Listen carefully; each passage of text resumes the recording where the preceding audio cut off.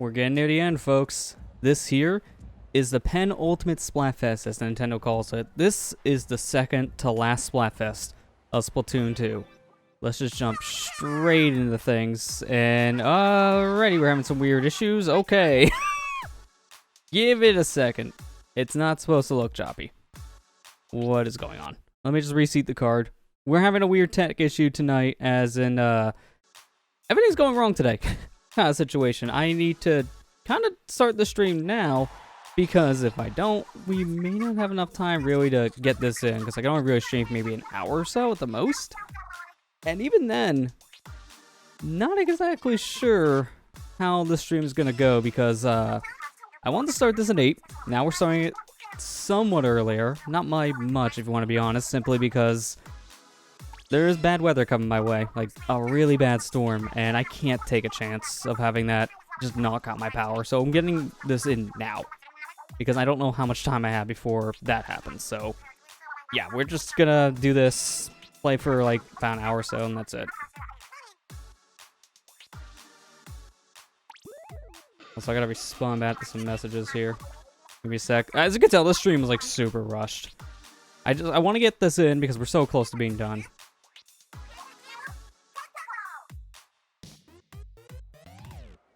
Alright, you know what, why not? I just hope this doesn't blow up the stream. Because I'm using my laptop tonight to do this, and not easy. Really not easy. Especially because I haven't used my laptop to stream in like a year. So I had to set up a whole bunch of stuff on it, which is why I wanted to start this like 20 minutes ago, technically. And didn't really have time because I had to reset up a whole bunch of stuff on OBS. Then it updated. Then I had to set up my second copy of OBS for local recording. Like, oh my, there's just so many problems. There's just so much I had to do. So, yeah, we're going to just get some stuff all set up here. And hopefully, like I said, think so. Oh, wow, that's actually really bad. Why is it super choppy like this? All right, I have one more idea here. I don't know why this is happening, but I think I know a solution. So we're gonna just deactivate, reactivate. Yeah, it fixes the choppiness. And now it's gonna go away for a second. Because now we're just gonna do this. There, no more choppiness. Although my audio's a little wrong.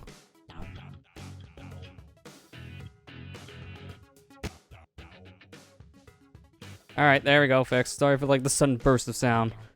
Man, you can seriously tell this was last second. Really last second.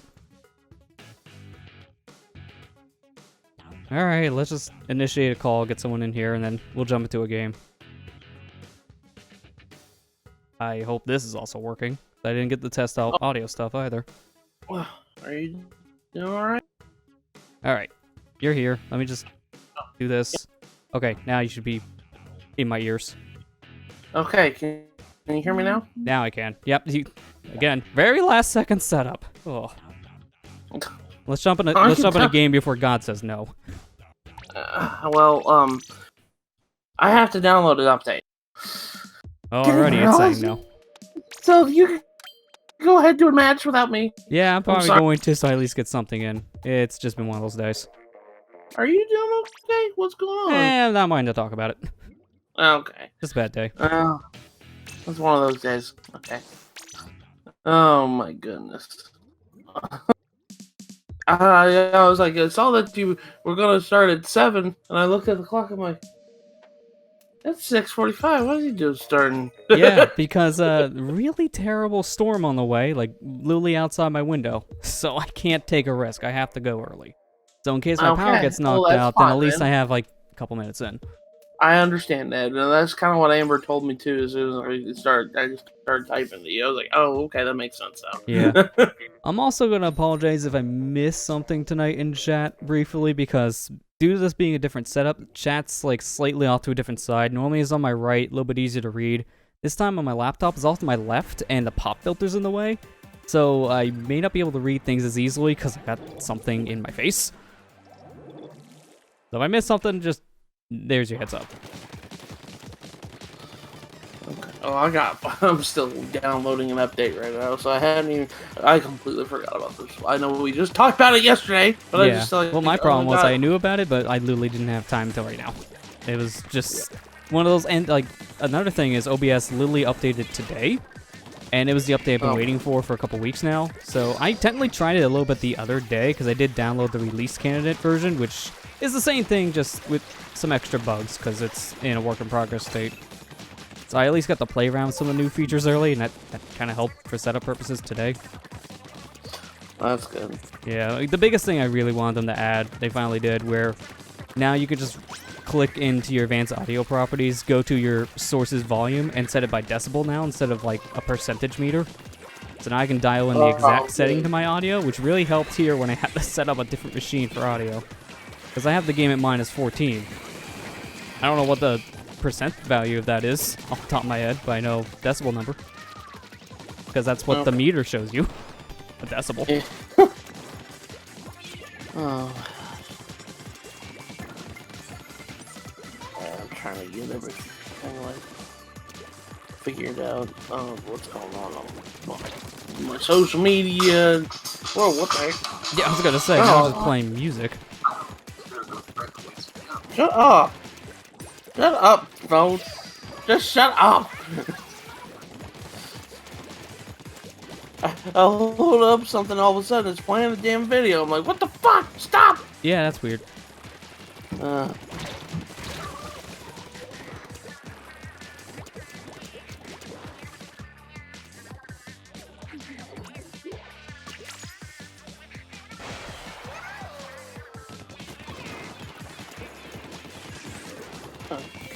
So you're on Team Unicorn, right? Yeah, it's Unicorn. From what I've been hearing from like the very brief thing I've seen on this for Twitter today, it's a lot more people been on the Narwhal team because apparently no one's been finding unicorns on that team. Just been finding their own teammates. So I'm very certain Unicorn has the lesser vote. It sounds like the other one right now. Narwhal is the popular vote. Well, of course it is, because you know who is on the freaking Narwhal team? Well, yeah, and then they announced this is the second to last Splatfest, so I was like, now people are just going to pick based on that, and not actual themes. Because, you know, Chaos vs. Order is just Pearl vs. Marina in people's heads. So just picking Marina. I guess we can, like, talk about that. What do we think now about this basically being it? Like, next month is it for the Splatfest, and then it's done. Man, I really do hope that they have a Splatoon 3 in the works or something. I don't know. I wouldn't be surprised if they do, honestly. Like, I wouldn't expect it for a while, because they're still going to make updates for this one. And I highly doubt it's going to be as fast of a turnaround as 1 to 2 was, because 1 was on a dying platform, while 2 is on a very successful one, even from the very beginning. So I wouldn't expect a Splatoon 3 for like another 2 or 3 years. Like Splatoon 1 had like what, a year worth of like Splatfest and stuff like that. Yeah, it had 1 year of Splatfest, and I think less than a year of just constant updates. Yeah, and this one had like freaking 2 of them. Yeah. 2 years of it. Yeah, that's the big thing, which I honestly think it's been better for it.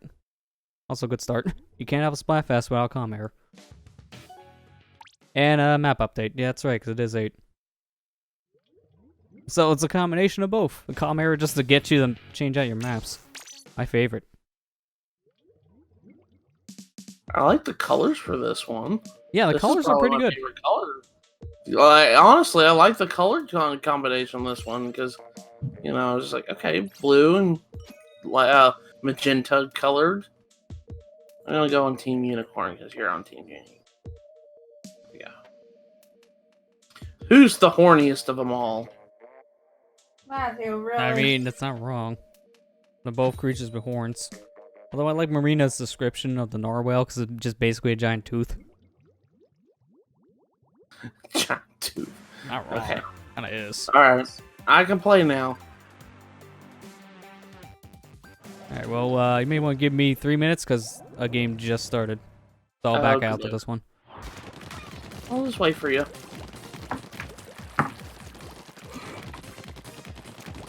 Yeah, I know. I'm sad to see that this is technically the ending coming up for Splatfest, but I am a little surprised to see how long they had it going for. But they're right on the nose, basically. They said at launch, we'll support the game for 1 year, and then Splatfest will have going for 2, and they're on the nose with that one. Splatfest were exactly 2 years, and really, it's more or less one of those things where I can understand why they would stop at one point, because I got to get a move on, like put the team onto other things at that point, because it takes a while to write the dialogue, because they ran out both win and loss conditions. I actually kind of read some of those today for this Splatfest. They ran out both sides, and people already can data mine the text out, so you can at least see what the losing team will say no matter what. I like that idea. That's cool that people have been able to get that text out of the game. Yeah. I can understand why they would move on. I am sad to see it go, but at least it's somewhat around thanks to the private battle update they're going to have soon enough, where you can just basically make your own Splatfests. Too bad you need a lot of people really to take advantage of that. At least 8 people. Because you're not going to want to do like a 1v1 game in that. It's just not going to work.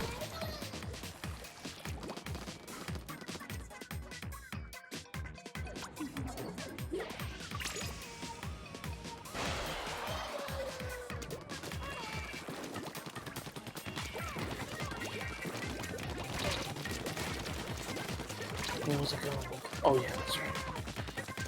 I was trying to find your tweet so I can retweet it. That's what I was trying to do. Oh, I already did. Okay, I already beat myself to it. Tweet again. I mean, those are my favorite moments where I meant to like retweet with comment first, and then you're like, oh crap, well, now I actually do need to tweet it again, because I gotta untweet it just to retweet with comment to show up. Instead of doing a, like, now copy and paste it. Okay, now I see this. I see the tweet of you talking about the storm. Okay. Alright, I was starting to see if it... Yeah, I literally looked outside my window. It's like, alright, I gotta like do some things before the stream starts. And I see it's like it's literally pitch black outside. Like, yeah, I'm gonna bump this up an hour. And by an hour, I mean maybe 20 minutes by the time I have got everything all ready. Yeah. Why did you... Twitter just stopped with giving me my notifications. Oh man, I don't like how the new layout always wants to push you back to the home portion instead of latest tweets. I don't use my laptop all the time, so I maybe use it once a week. So constantly, every time I load up the page on this computer, it keeps on wanting to put me to the home page instead, which is nothing but crap I don't want to see on my timeline instead of the latest stuff, which is what I actually want to see. Yeah. I hate that so much. I don't understand how so many people are still on the old layout. Like, how are you? I've seen it be forced onto so many people at this point. I am shocked to see almost every person I follow still uses the old layout somehow. I want to go back to it so bad, but there's no choice now. I'm forced into the new version, which is really bad. Alright, well, this game was kind of a bust for us, so that's fine. Don't get clout, but it really doesn't matter. At least I got enough for Fiend. Who cares about clout? I mean, honestly, in this kind of setup, it really does not. Because if I'm only going to be playing for like an hour or two at the most, clout, I don't care for much. I'm not going to contribute much to my team in that short amount of time. You know, you need to do a lot of bad. games for people. I really feel bad, Lester, this whole RoomsMate. time. Huh? RoomsMate? Okay, Yeah. cool. You can't join that friend. Well, that's bullshit, because it just turned green now. I can join that friend. I was going to say, wait a minute. Okay, but, this is just the type of player I am in any video game that gives me, like, stuff that's just like, oh, well, you only get this during special time periods, so you better hold on to these. I haven't used any of my damn snails since we started these Splatfests. Yeah. I mean, to be So fair, there's not much really to use them with, even though there's more in this game. Not by much. I have 169 snails. Yeah. I more or less only use these every once in a while to add a new slot to my gear, and that's it. That's all they are used for, right? For the most part, it's that and the rerolls. But honestly, I wouldn't really reroll for your perks because you're better off just grinding the chunks and then putting things on manually. Or just wiping it entirely and trying again. Because if you're going to reroll, might as well just spend the money instead and just get more chunks. Well, that's probably a good thing that they did that. Then you could just add slots and just keep re-rolling with money. Yeah, I feel like the snails are kind of useless in this game outside the slot thing for that. Because if you can just scrub your shirt there's going to be a point at the game where you really don't need money anymore, and you'll probably just have a crap ton that you could use just for constant scrubbing. I'm at that point now, and they give you so many money tickets, it really doesn't matter. You can just constantly get more money. Oh, goodness. Sorry.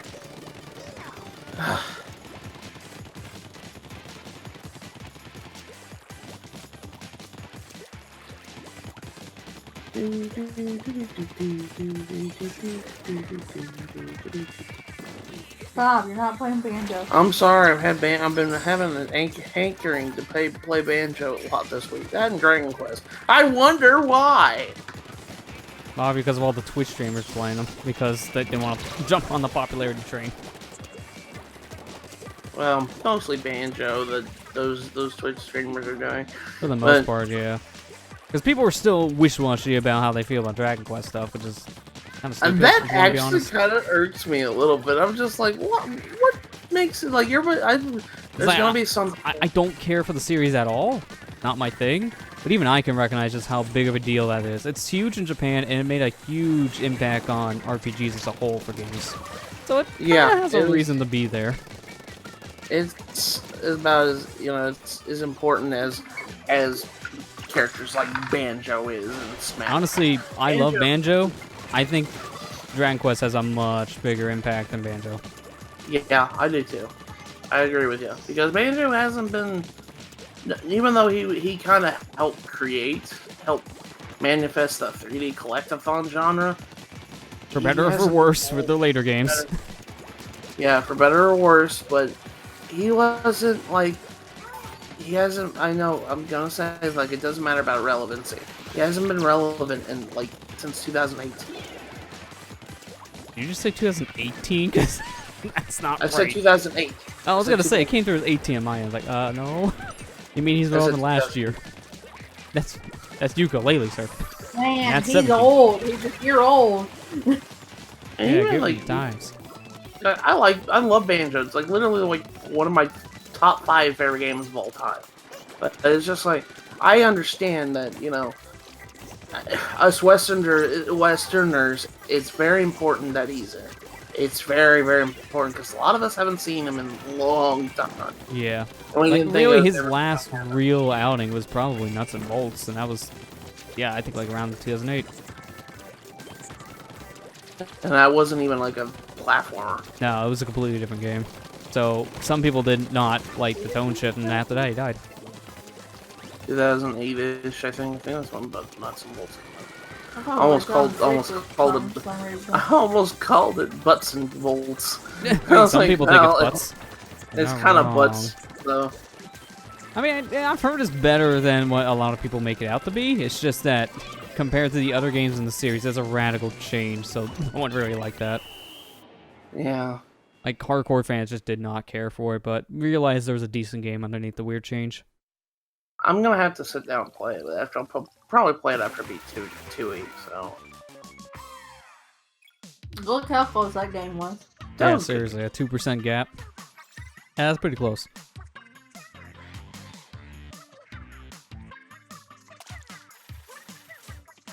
I earned more clout for this game than I did in my one pro match I won. That says something. Holy moly! I went to the next. You normally earn more clout in the pro mode because of just how, like, all or nothing that mode is in general. That was ridiculous. But like, I've seen like a lot of people just like. The thing that irritates me is like I've been watching a lot of reactions too. I usually do this whenever there's a Smash reveal. I usually watch a lot of reaction videos, and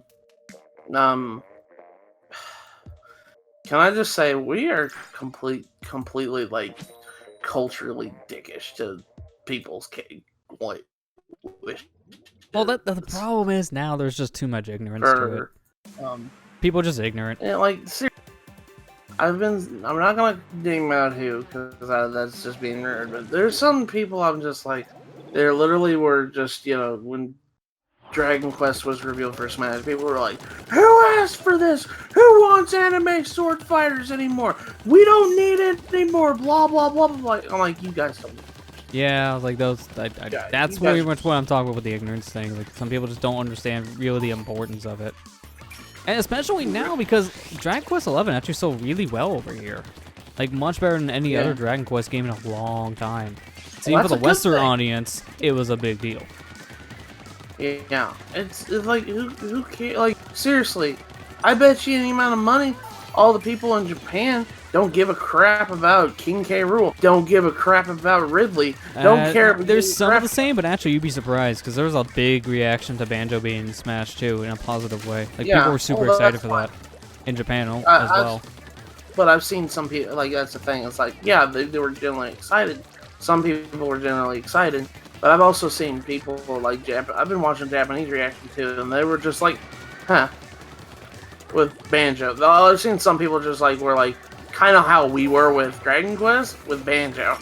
I'm just saying it's kind of this is what I'm talking about. Guys. Yeah, it's the ignorance like, thing again. Just going back to that, people are just being very ignorant about this. They're not really thinking about how that affect other areas in general. It's not just gonna be your picks only getting in. It's not just gonna be a certain territory's picks being the only idea to pick from. It's dumb in that regard.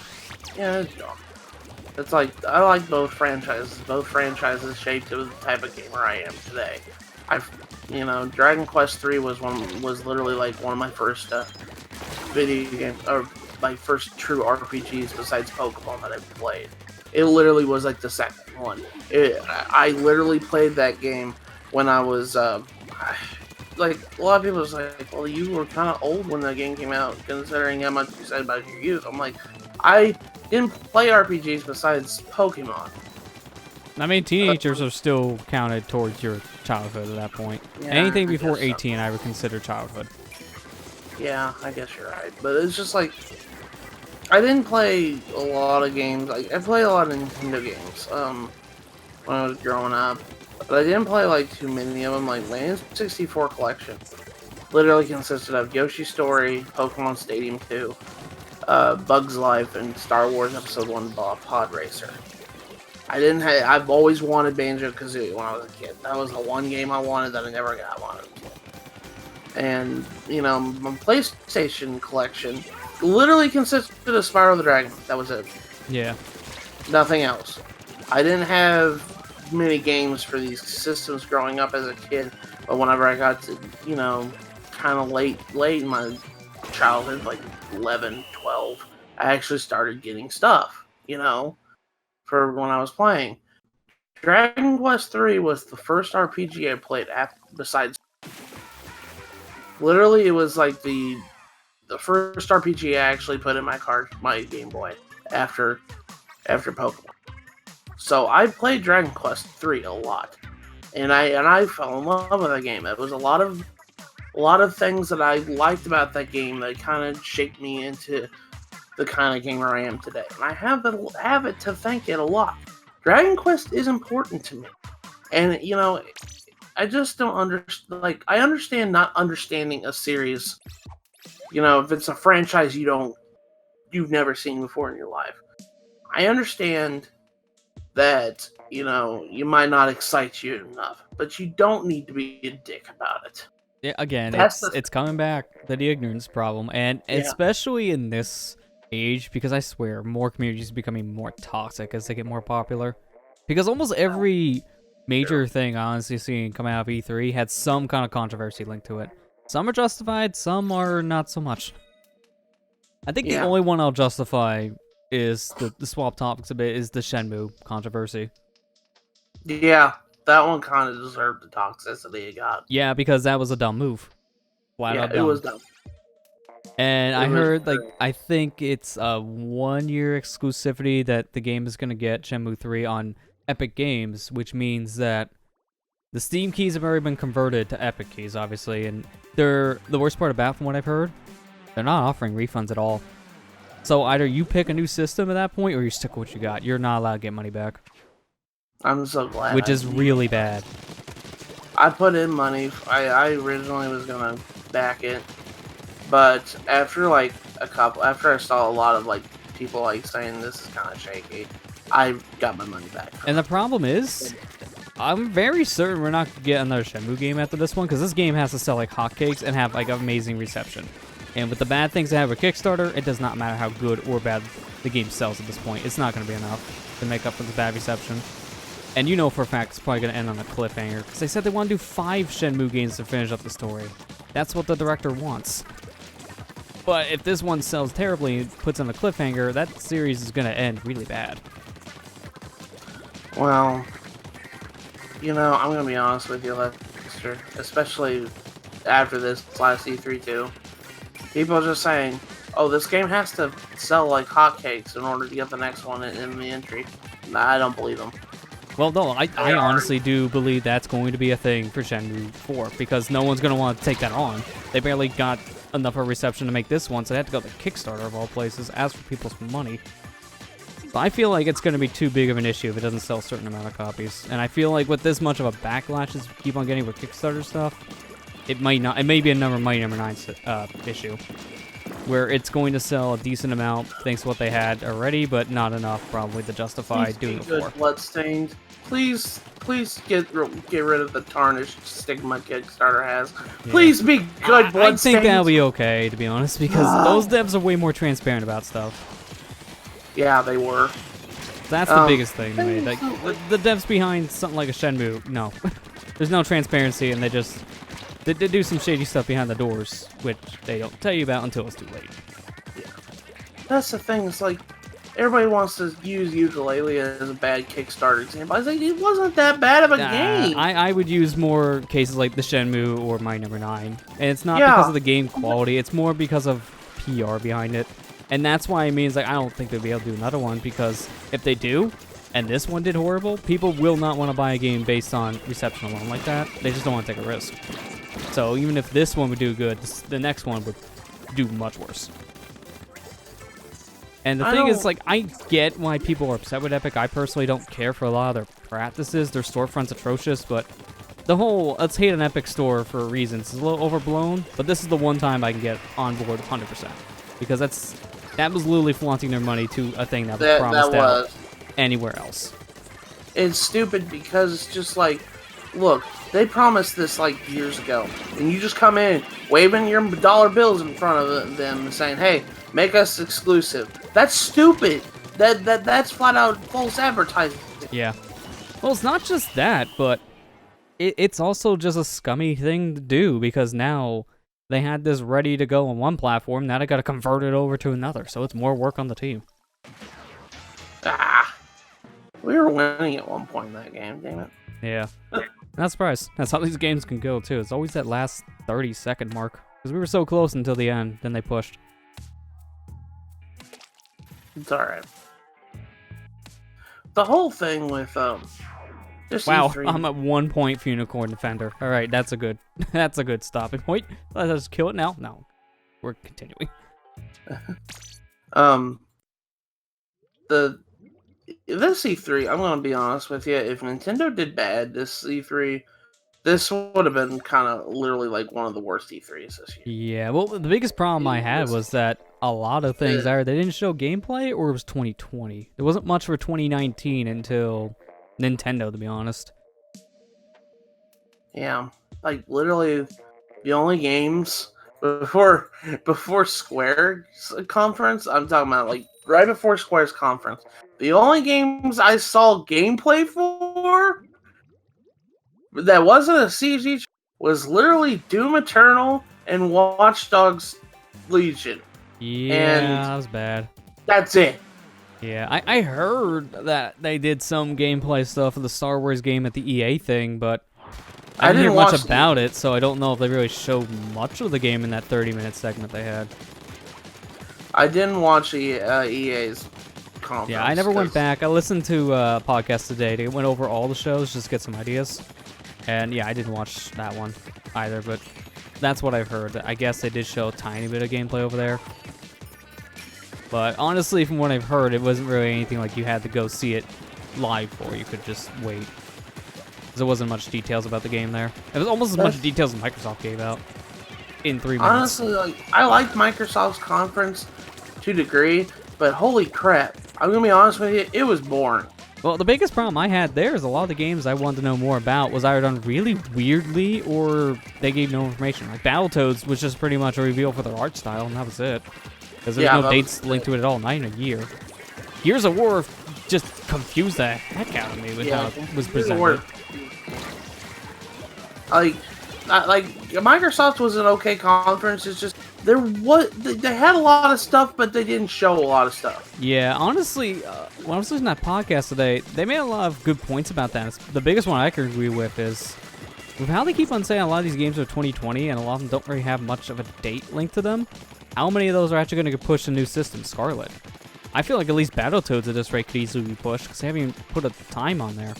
I know a rough estimate. I feel like that at this rate could easily be Scarlet.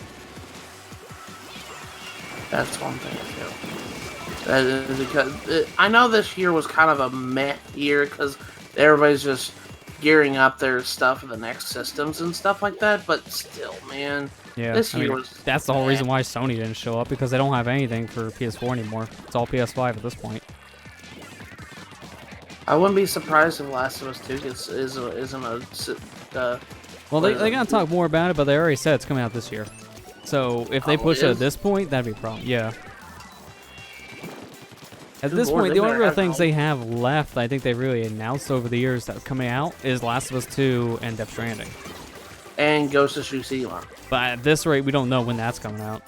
They said sometime this year, but they haven't elaborated much since. Which I wouldn't be surprised if that's super late or like early 2020. And if it's even later, then that will probably get pushed.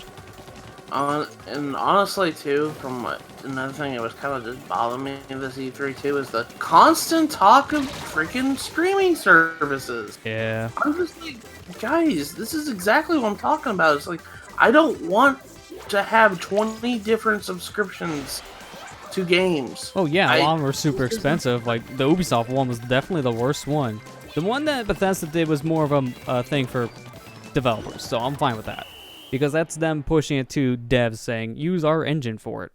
But Ubisoft's like paid subscription service, similar to like Game Pass and such, is overpriced if you want to be honest. Yeah.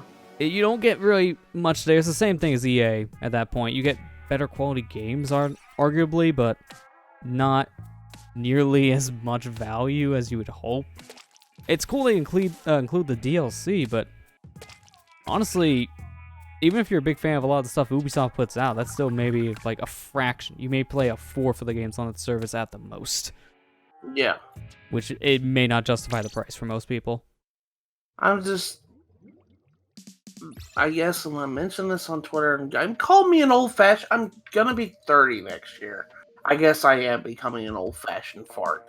But literally, this is the way the games are going to go nowadays, where it's just going to be, well, you just have to go and buy our subscription to our streaming service, blah, blah, blah, blah.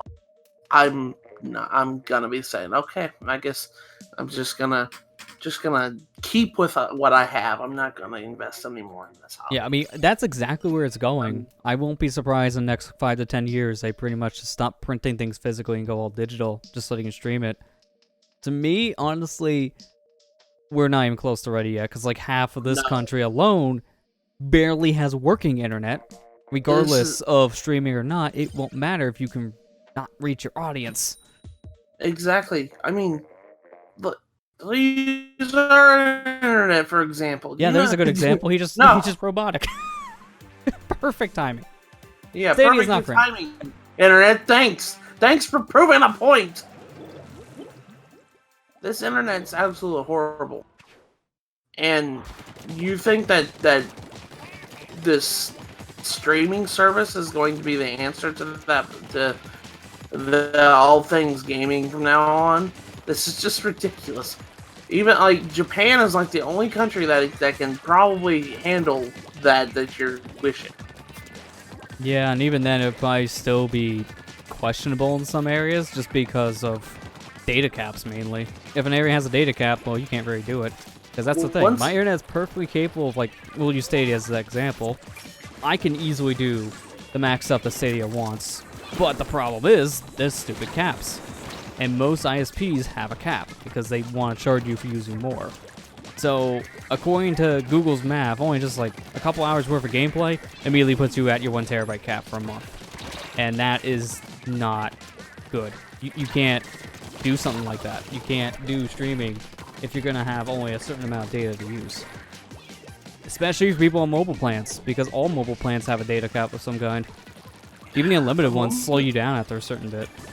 We need to get rid of internet's honestly become about as a necessity as like water and gas and all this other stuff. Internet's become that. Yeah, since most things pretty much use it at this point. Honestly, data caps just need to go away. Yeah, but that's just a stupid monopoly that companies want to have on you, because they just want more money. And they know they can get away with it, because no one else is regulating it.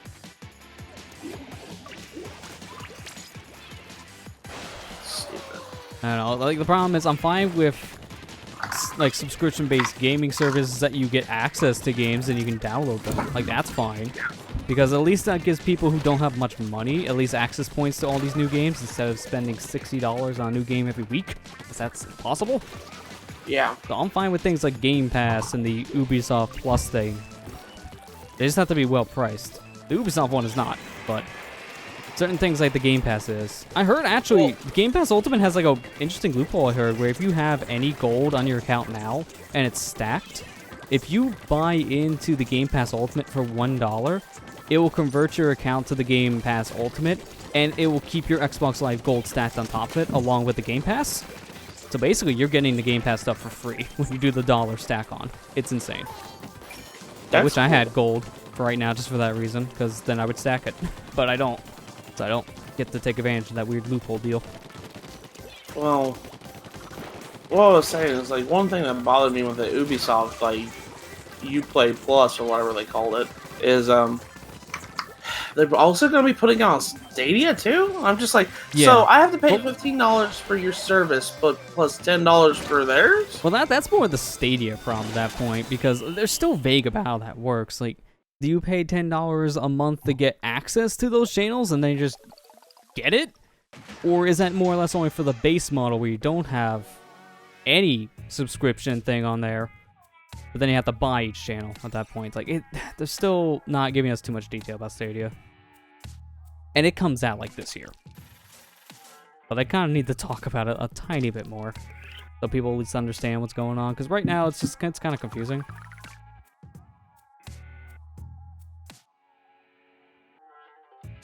Oh, I just... That's why, I guess, if I had to pretty much grade E3 as a general this year, definitely is probably a very low C. Yeah, it was one of the weaker years for sure. It's only a C because of Nintendo's and Sony. Or not. Yeah, I was gonna say, Sony, well, Wasn't even there. they get an F because they didn't show up. Nintendo and Square literally were the only ones that did relatively good. And even then, Square was like mixed, because like half the stuff they showed was pretty good, the other half was pretty bad. And it's mainly because of their pacing. I'm still like, I'm excited for Final Fantasy VII Remake. I'm really excited. I want to play. The thing is, though, that irritated me, Lester, you were there when it happened. The Avengers game bothered me so much. Yeah, well, the Avengers thing, everyone from what I've heard has said that the Avengers game was like the worst presented thing at Square's conference. Like, they did not do a good job of that at all. That irritated me because I was just like, I was looking forward to that because I like the Avengers IP. I wanted to be excited for that, and then they announced that it wasn't. It's going to be a games per a game. Yeah, game as a live service game. Yeah. Yeah, and I'm like, oh, gosh. That's the last thing I want right now. I just want. Why couldn't it have been like Spider-Man? Why couldn't it have been? That's like why a lot of people are Spider-Man? confused, because they said it's going to be like that, and then they never showed how it's actually playing. So people are super confused, like, well, how is this going to work in single player when they announced how it's single player? Because if it's going to be something like a lot of other games as a service right now with a single player component, it's going to be really balanced only for multiplayer. So by yourself, it's going to be a real bad time. Just irritates me. And again, just like to go back to the Final Fantasy one, that's even more confusing because what they showed looked really good, but the problem is they still don't know what they're doing after the episode 1 thing for the game structure yet. And from the sounds of things, is it going to be a $60 game per episode? And at the rate it's going, it kind of sounds that way. So if the game is like 2 episodes, if like the 2 Blu-rays they're talking about that are going to be for the PS4 version, if those are just Midgar, then holy crap, that game's going to get expensive by the time it's done. It'll be like $180 if it's like 3 episodes worth. I'm going to be mad if that is. We don't know, because with the collector's edition, it looks like it could be all in one package, but all they're going to release by 2020, it looks of things, is episode 1. So it's right now, it's still like, game looks good, but how it's presented, super confusing. Like, I would not pre-order or buy that game until I hear how the rest of the episodes are being released. If it's all in one package, we only pay a 1 fee, or if it's like 3 $60 games. If I hear that, I'm like, oh, no, I'm definitely not buying this thing. That's just not a good idea. Because I heard that brought up again in my podcast today, and when I thought of that, it's like, oh yeah, they never said how that was working, and they talked about it as games, as in plural. That's a bad sign, if it's $60 already.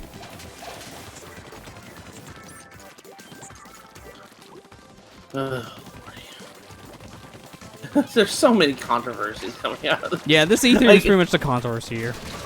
Oh my gosh. There was like controversy for almost everything. They did quell one at least. Yeah. It was the Mario Maker 2 one. I'm happy about that. I'm kind of happy they addressed that. Yeah, because that was like the biggest issue that the game had up to at this point. So at least announcing, hey, we're going to look into fixing the whole you can't play with friends in a future update. Like, okay, good. That means they heard, and they're going to fix it at one point. Probably when they say in a future update, I wouldn't expect that day 1. It'll probably be within, like, the first, like, month or 2. At least. Maybe even earlier.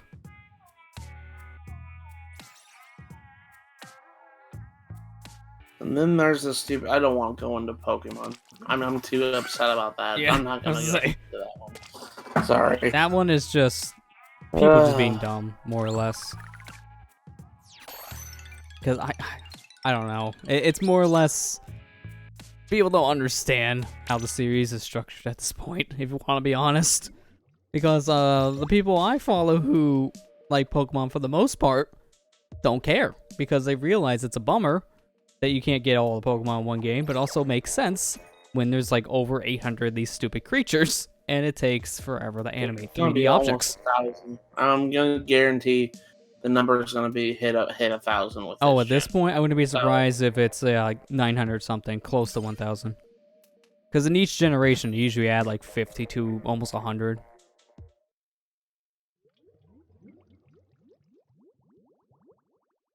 So, okay, Lester, I just saw this. Marvel's Avengers has microtransactions. Yeah, but that's all a games as a service. All Hero and Region DLC will be free. Okay. Well, you still have microtransactions. Didn't they come out on the show floor and even mention something about no microtransactions? No loot boxes. They said no loot boxes. That's always. You know, this is close enough. Still has microtransactions. Yeah, it's like, it doesn't matter. No loot boxes, no microtransactions. At this point, it should be the same thing. No loot boxes, but microtransactions. It's so close, people are still going to be upset. So yeah, that game is already looking really controversial. I'm mad. I'm very mad about that. If there was anything I can say about...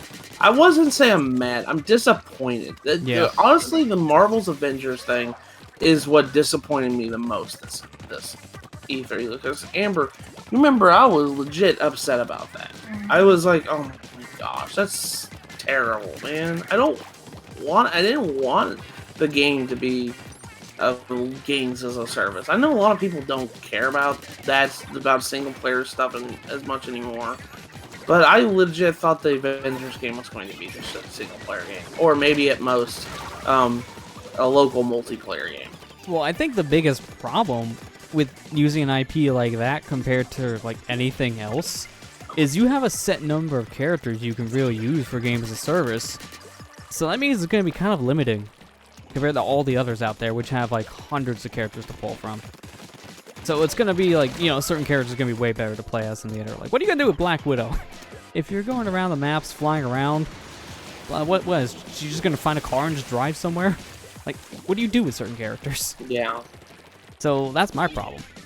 And making a game as a service is going to amplify that even more. If you see that kind of a thing happen, then it's going to be certain characters are only going to be played.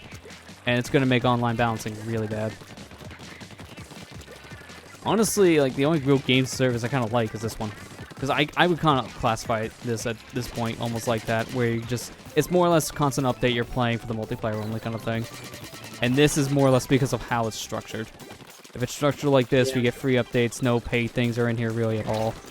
Like that, I'm fine with that method. That's fine. The only thing when this paid in this game was literally a story DLC. Yeah, which I don't even count since it's not even part of the multiplayer. I mean, the character thing is the only thing you get for multiplayer, which is nothing at that point. It doesn't even matter. A lot of people want to put DLC as kind of a stigma. DLC's never really been a stigma to me. It's like, oh, it's extra editions added to the game. Like, okay, some DLC might, like on disc DLC. That's a different story. That's a whole different problem. Yeah. But honestly, like DLC in general, I feel like it's nothing but beneficial to your game. And I just feel it as glorified expansion packs. That's essentially what DLC. It pretty much is, yeah. And something like that, I don't care for paying for at all because it's extra content that they work for after the game is already done. And it's not like you're getting something that takes 5 minutes. You're usually getting something that's hours worth of extra content. Yeah. Honestly, at this rate, the Marvel's Avenger game disappointed me so much. And I decided I'm just gonna look forward to Marvel's Ultimate Alliance 3 on Switch. From what I can see, it's honestly gonna be out of the two the better Marvel game right now. It looks like it has more attention put into it. Yeah. I mean, the only thing I really didn't care for is when they announced before the game's even released that you can already buy a season pass for it. I don't like that personally. And it's hiding some characters behind it, probably people will want, which really does suck. That's a bad business move in my opinion, not really just a bad game design. Because the whole Marvel Avengers thing at this rate is just becoming more bad design choices. Oh, look, our own team. Well, that's weird. How did this happen? Yeah, especially what I've been hearing. Narwhals have been fighting themselves. Now we're fighting our own? Okay. I have no idea what the popular vote is now. This one game alone is confusing me. You know, going back to this, I was when Splatfest ends on this, I'm actually going to be legit sad because I'm just like, what am I gonna do every month? Play this? I mean, play more ranked matches. Let's just join a bunch of Splatoon servers. Like, hey, do you guys want to make your own Splatfest? That's all we can do at this point. I know, honestly, some people are going to do that.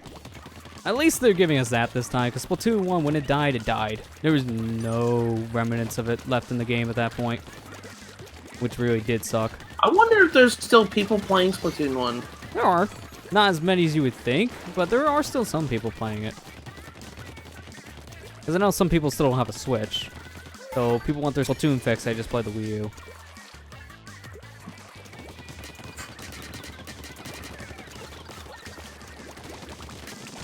Oh, that bubble pushed me back.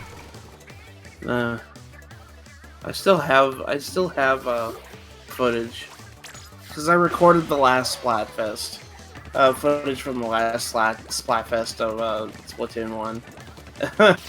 I still have a bunch of footage from the last one, and just in case I ever decided to do a Let's Play Splatoon one day, I'd have it. I don't blame you just for having it around, because I have so much footage of the first and second games, Splatfests. I probably feel like a hard drive with how much Splatoon 2 footage I got. Which honestly, it kind of worked out for me that I'm still working on the multiplayer stuff, because I'll have more to cover at that point, because I can go over the entirety of the Splatfest like I did with Splatoon 1. That's like why I also wait for a game like this a couple years before I do a playthrough. That way you get more knowledge with it, instead of just jumping blindly into it and having everything changed. That's not my thing. I hate having to go back and redo a whole thing because they changed information. There's that games as a service thing again. In more in a positive way for this one, at least. Yeah. Oh, my cursor got all screwed up because I was booyahing on the map screen, which was kind of a mess. Like I said, I guess I'm just an old timer. So now I'm getting old. Well, the problem is I hear a lot of people like, say they do like those kind of games, but they still want their single-player stuff. So when they hear something is not single-player focused, they would kind of ignore it a lot of the time. Unless it's a game they're super interested in, they'll just move on. Yeah, I think the only big thing I've heard is most people are agreeing that no one's ready for streaming yet, and most places can't even do that because they have terrible internet. That's like the one thing everyone's been unanimous on. I don't think I've heard a single person say they're excited for it.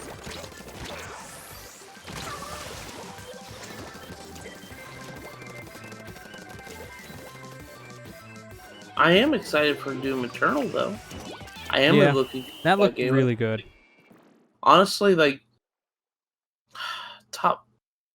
It's hard for me to do a top like list of games for me 3 this year because there's a lot of stuff that I am looking forward to this year. Mainly Nintendo stuff. I'm gonna be honest with you. I think multi-plat stuff. I think the only ones I'm looking forward to are like there's like Doom Eternal, and that's it. Honestly, I was just gonna say for the most part for me it's just Doom. And it's like, I'm not a Nintendo fanboy. Most of the stuff I usually play is Nintendo only because I have some of my favorite genres anymore. But this year in particular really showed that most of the third parties really didn't have games I was really interested in. I'm I'm just going to say curious because I can't speak tonight. I'm curious more or less about the Final Fantasy VII Remake, but I need to hear more about how that game is structured. Because in its current state, I'm still worried about the final product's pricing. Like, I know that Lester, when we were talking about the direct, you were kind of just like, I have to watch a little bit more gameplay before I even consider, like, maybe Astral Chain. Yeah, which helped that they did all that extra coverage for Treehouse, only because most other devs, they just kind of showed up with a trailer and then that was it. At least a lot of the games I was more curious about in Nintendo side, I got to see gameplay because of the Treehouse coverage. Because I got to see a good amount of the Astral Chain gameplay in Treehouse, and it looked pretty good. The thing I was excited for that one is like it's got a detective mode like the Arkham games. Yeah, it's not just combat. Like, oh, that's pretty cool. So they're taking like not only is it hack and slash kind of like game, but it's got a like mystery and like detective work in it too. I do like detective work kind of gameplay. I think that's different because not many Platinum games do that. If you want to be honest, most of them are just hack and slashing. So I'm just like, okay, this is you kind of sold me a little bit. One thing I will say, and this is just kind of like, Daemon X Machina looks really like I kind of want to support the developers on that one because they took time to like fix it. Yeah, I don't know. I'm probably gonna skip that one mainly because there's too much coming out in September. So I wouldn't be able to afford everything. I got still trying to demo this months ago. That's the only like downside to that. Yeah, like literally most of the games literally like are sent coming out out this year in September. Like we have a couple things that are still coming out in November, but most things are September this year, which is insane. Normally September is one of the slower months. This year is the exact opposite. No, my internet is unstable. No. Did I poof? I have no idea. I think I poofed.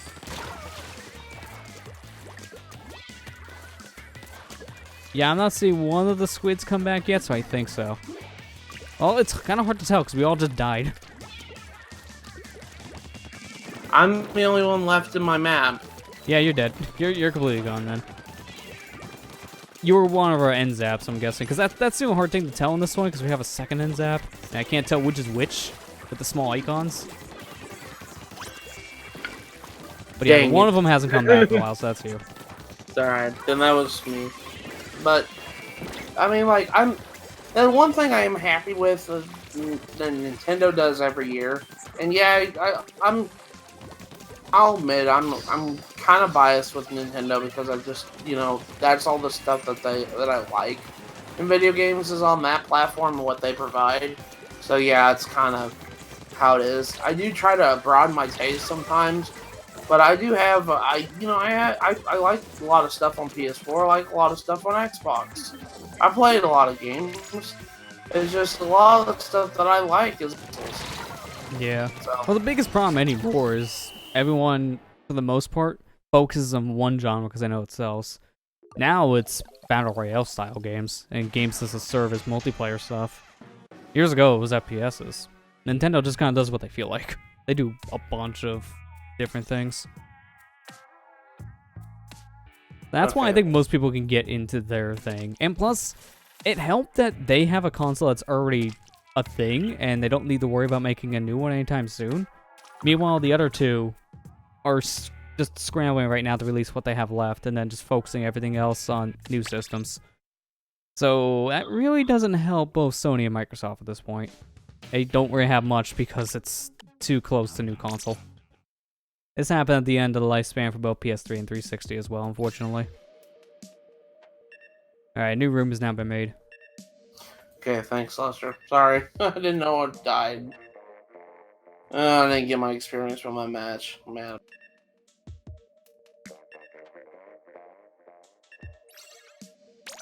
But yeah, it's just you could tell this year was just a meh.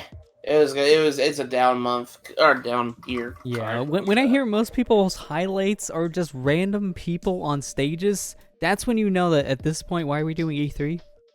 If your highlight isn't a game, but just Keanu Reeves pointing at a screen, then we should probably stop doing E3. Because now we got a problem. Check this out! It's like, I like those things, but man, I think at this point, it's just getting overblown. It really is. Like, the thing is, though, that with Cyberpunk 2077, I'm just like, yeah, the game looked... Y'all didn't really show any gameplay of it. Yeah, that's the same problem that they have in most things. Heck, they teased us with Gears because they had people down below their extra stage. And it's like these famous wrestlers saying, we're going to play some game, and like 5 hours from now, come back to our Mixer stream. So most people didn't even check it out because, you know, it wasn't part of the conference, and it was much later in the day. With everything else going on during E3, it's kind of hard to remember their off-time thing. Yeah, like Konami's announcement with the TurboGrafx. Oh, theirs was terrible, if you want to be honest. Like, they did not need to do that E3. They really didn't. I was like, yeah, TurboGrafx 16, that's pretty cool. Why are you making a mini console? That's pretty cool. Can I just say, can we please stop with the mini console thing at this point? It's overdone. Like, everyone makes a mini console now, so it's nothing special. That's exactly what I said. It's like, oh gosh, this is a fad, isn't it? Oh, it is. It's exactly a fad at this point, because everyone's been making them, because they know it sells thanks to Nintendo getting success. It's always that way. When they see one company succeed and sell a lot of things, they're like, oh, we can do that too. So, of course that happens. Well, and at this point, they're just very wish-washy. Some are okay and some are horrendous. Even though the Sega Genesis Mini looks good, I had to cancel my pre-order. Well, I did the same because it's going to be too expensive. My biggest problem the thing has is just... It's a good-looking system, and from what I've heard from people playing at E3, it seems to be playing perfectly fine. The emulation seems good this time around. Problem is, it's $80, and most Genesis collections are like 20 and under. So it's hard to justify it when you can get most of the games on that system for a fraction of the price. But not only that, it's coming out in the month with a lot of freak. It comes out, I think, a day before Link's Awakening comes out. No, fuck that. I want Link's Awakening. Yeah, sorry. It's way too close to a bunch of other releases. I've gotten to the point now, it's just like, I'll get that kind of stuff later. Yeah. I would tell myself I'll wait until the price drops with with a lot of things. Like, PlayStation Classic, I won't want to touch until it's like 10, 20 bucks. I don't know. I feel like that one, I don't even want to buy it, to be honest. I'll only accept that as a gift at this point, because I have zero interest in it. Alright, Christmas gift idea. Oh, don't give me lumps of coal. No, I don't need lumps of coal. Thanks. We'll tell Jared to get it for you. Again, no lumps of coal, please. I mean, he got you Assassin's Creed a couple years ago. So no, that was me. That was me. No, that was you. I'm allowed to give lumps of coal. That's a different story. Because I'm an asshole. That's what I meant. You did us, so we gotta get. Yeah, but I can do it because I'm an asshole. Justified. So are we. Lester's like, I'm the asshole around here. Yeah, but no, my biggest problem, like I mentioned with Genesis, it looks good, but the problem is its price is way too expensive compared to all the other methods you can get those games. The only real reason I wanted to buy it is honestly the one unreleased game on there, the Mega Man Wily Wars. That's it. And even then, I think Wars is not the way you play those games. It's an inferior version of the first 3 games. I played a bit of it, and I can feel why it's an inferior version. It just has a weird jank to it. So you more or less get it for novelty's sake. Yeah. Kind of like the Star Fox 2 game. Same exact problem. I mean, it's cool that they brought Wily Wars finally over to America. But like I said before, it's just like I think I'll wait until it's cheaper, but because all these other games are coming out in September, and I'm just like, yeah. Like, really, the only one I honestly think I can afford then is going to be Link's Awakening. Because it's going to be too much. Not only that, the freaking Amiibo come out that month, too. Yeah, that's the problem, too. So you got to worry about a lot. And I'm going to probably be the same way in November, too. I'm probably going to pick between either Doom or Pokemon. I'd rather get Doom, if you want to be honest. Well, Christmas is coming up. Yeah, I don't know. That's the only weird thing I have, because on one hand, sure, on the other hand, I'm going to be kind of honest, I kind of want to skip Christmas gift stuff this year because of how this year has been terrible financially. But that's a topic for another day. That's a topic for another day. And not only that, we still have 6 months left before things can change, you know? Yeah. Point still stands, but again, we'll just talk about that later. But, what was I gonna say? Damn it, it just left. Let your hand when that I happens. hate that.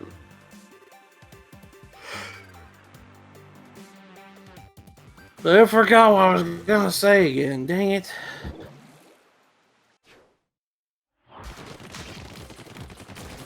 I am kind of happy though, like, that Nintendo was having that E3 sale yesterday, because I got a couple games that I wanted for free yesterday. So yeah, their sale is pretty good. There was a lot of E3 sales going on, and they're all pretty good this year. Yeah. Like, I mean, thanks to my gold coins from my Nintendo, I had like $10 worth of credit in my accounts. I was like, oh, that's pretty neat. So I managed to be able to pick up. I managed to finally pick up Hollow Knight yesterday. I'm just still surprised you had that much built up. It's like within a year, I only had like $4 on my account, which is insanely low. Yeah. Well, that's what happened. I like collecting for the Switch. Well, even then, it's like physical copies give you nothing. It's so bad. Yeah. I think I had a couple of digital copies that I bought when they were like double the amount of coins they give you at the time. So I think that's why I had $10 worth of credit Yeah, built up. The only thing I was able to really get from that was the Necrodancer, because it was $4 and I had just enough coins to get that with a handful to spare. So I pretty much just got that for now. I had enough coins to buy Hollow Knight and the Crypt and the Necrodancer, but I had to spend like 69 cents. Oh no, 69 cents. Nice. Nice. Yeah, just like I had enough to buy 2 of those games that I wanted to try, because I wanted to try the Crypt of the Necrodancer because everybody talks about it, and not only that, with the Cannons of Hyrule game coming out, and I was just like, okay, well, I want to try this game at least. Yeah. Because, I mean, it is a good game from what I've heard. Like, people do like it. It's a good rhythm-based platforming dungeon crawler. Well, actually, I wouldn't call it platforming. I don't know why I said that. It's just a good dungeon crawl rhythm game. I guess it's because I've seen some people play Cadence, so I'm seeing them jump around a bit. It's like, kind of, but not really. Not a platformer. Not a platformer. It's not Zelda 2. That's good.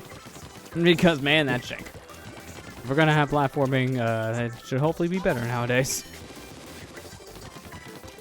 I need to go back and watch a bunch of the Treehouse stuff, because I wanted to see what the Yooka-Laylee sequel plays like. I know it plays like I heard, Donkey Kong. yeah, I heard that was basically Donkey Kong Country for them. And honestly, I'm fine with that with Platonic games. I want to try something different. I mean, well, Donkey I'm Kong's good with that, but I also heard someone make a good point, and it's like, it's cool they're doing this, but really I hope that on their next games, they don't try to go for the exact same approach of it's like this game. Hopefully they just do their own thing and not try to mimic the past. Because you don't want to see devs just constantly mimic something they did in the past, because then they can just never evolve. I would hope maybe for that too.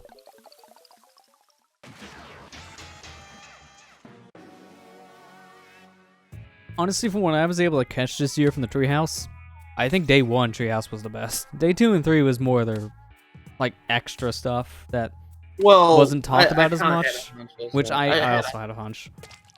Because they usually do that. They usually save all, I guess, back burner stuff for Day 2 and 3. I mean, like, for reference sake, the game they ended the Treehouse coverage on, the final day, was that Netflix game. That's really? Yeah. It's kind of the one that a lot of people kind of forgot about before it was announced, so it didn't really have much of an impact. I know they showed the Elder Scrolls Blades off at one of the Treehouse. Yeah, they played that on Treehouse, which was kind of funny. It's like, oh, it's cool, we can see how it plays on Switch, but the game already is out, technically. And it's not like one of those, oh, you dropped today during the conference. No, it's been out for a while on the phone.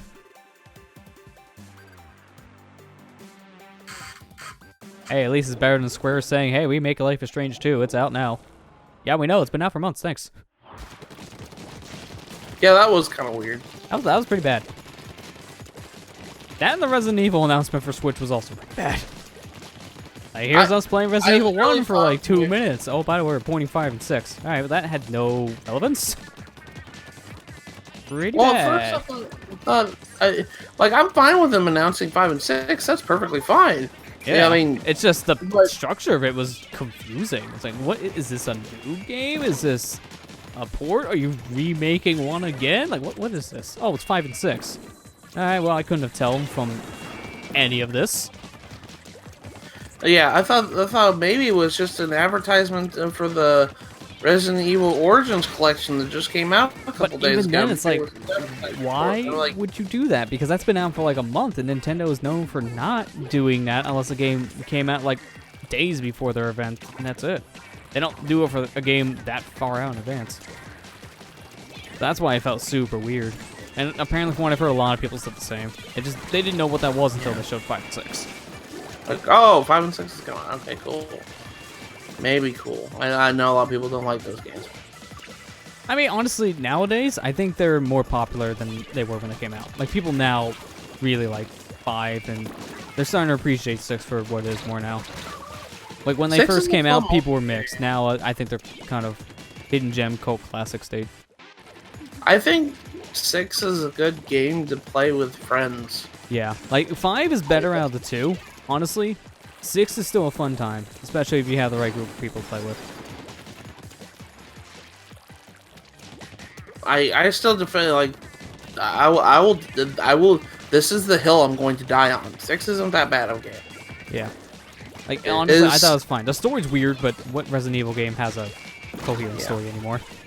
Who cares? I don't care about the story in my Resident Evil games. I really don't. I mean, I do, but I don't. And I'm that weird fan that honestly really cares for the newer style. I don't really like the exploration horror one as much from what I've seen. And I played both 5 and 6, and I really like those kind of games. That kind of style I'm more in for a horror game. Because there's not much horror at that point, you want to be honest. I don't care for horror at all. I hate it, personally. Not my genre. Hence why his favorite horror game is Luigi's Mansion. Yeah, and that barely counts. I don't know. Luigi's Mansion 1 had some creepy-ass moments. Oh, yeah, it was weird. That's why I say it still counts. Just in some cases, barely. It's cartoon horror. If we want to like clarify, it's cartoon horror. Luigi's Mansion 3 looked really good. Yeah. I'm excited for that. That's one of the games of the show for me. Like, that, Link's Awakening, Doom. Like, those are, like, big ones for me, obviously. And obviously Mario Maker, but I barely count Mario Maker only because it comes out in 2 weeks, and they showed it in the direct for like 30 seconds? 2 seconds. Like, it was nothing. Really, the coverage was more treehouse Yeah, in the the tournament. treehouse. When they showed us the treehouse, that was a lot of fun. I did like that. Yeah. I just want to get to champion tonight. I'm not even going to try to go. Yeah, pretty much. Like, I'm going to get as much as I can from these, because this is the second to last event here, but it's also one of those where I don't have time to get the king/queen, so I'm going to be comfortable at champion. We'll probably go there for both of us, I guess, and then call it, because I'm already near the end of Defender, 349. So if that's the case, you're, like, not too far behind me. I'm 199. Okay, I didn't think we were that big of a gap. I thought it was, like, maybe a 50-point gap at the most, not 100. No. Well, you Or played 200. like what, two games before me, and then I dropped out of that one game. Yeah, that's right. So the third game I wasn't accounting for. Yeah. What was it? Is it storming over there? It's honestly kind of calm right now, which I'm surprised about with how terrible it looked behind us. I mean, I'm gonna confirm here anyways, just to be safe. I'll just pull up a radar. I'll check it next game because it's not gonna give me enough time. My weather app on the phone takes a bit to load. Kind of old. But hey, it's a paid program I got years ago for free, so it has no ads. So I don't care if it takes a bit. No ads, the better. No ad squad. Wish I could say that about Twitch, but anymore, that's a problem. I'm so mad. The third-party app I used for a while on my phone, since they ditched the ads for Twitch Prime people, which I still think was dumb. I was using a third-party app on the phone called Impulse, which would play streams without ads and give you better Twitch TV support on your phone, so I got more emotes. But now the problem is Twitch embeds their ads into the streams themselves, so it doesn't matter what player you use, you're still going to get an ad. And on mobile, that is terrible, because most of the time I load up an ad on my phone from Twitch, they play at 1080p no matter what kind of internet quality you have, and that's terrible on mobile. Because my phone can't load 1080p video on mobile data. It's too much data. No, it's too much data. It pauses every 2 seconds, so it's not worth it. So at that point, it's like, well, I can't really watch anything if I'm not on Wi-Fi.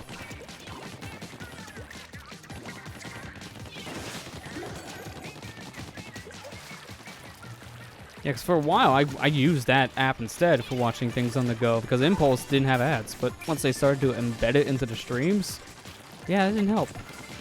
Like, I think Twitch did that after a while just to get around that, because they knew people were making third-party apps and programs that just bypassed ads. Like, we'll just force it on you. Great. That's what I want. Forced. Not buying your Nitro. Yeah, I'm not buying it. It's not worth it, really. You're literally only buying it just to really skip ads, because the extra emotes don't matter, I want to be honest. Most people don't use them. Oh, so just like the 3D on 3DS. Okay. Hey, at least you don't pay extra to get that. It's included in your system for the most part, depending on your model. To be fair, it added a lot to early games, but after like the first 2 years, it kind of started to die down fast. Yeah. Like now, it pretty much doesn't exist. Most, if not all, major games with the system now just released with no 3D support at all, but all 2D. Even for games that should easily be able to do 3D, they still cut it out. The newest game I got that had 3D support was the Luigi Mansion remake. But that made sense because it was originally supposed to have 3D support on GameCube. They just had to cut it. Yeah. At least they didn't cut that port. Thank you. That port's good. I just wish I had the money to take advantage of it, because that's too expensive. $300? Yeah. No thanks. I mean, heck, even the modding scene, I'm glad they figured it out. Look, wait a bit. Cheapest solution for an HDMI thing is $70. Got up there. Better than the 150 they all started at. 70 is still a lot.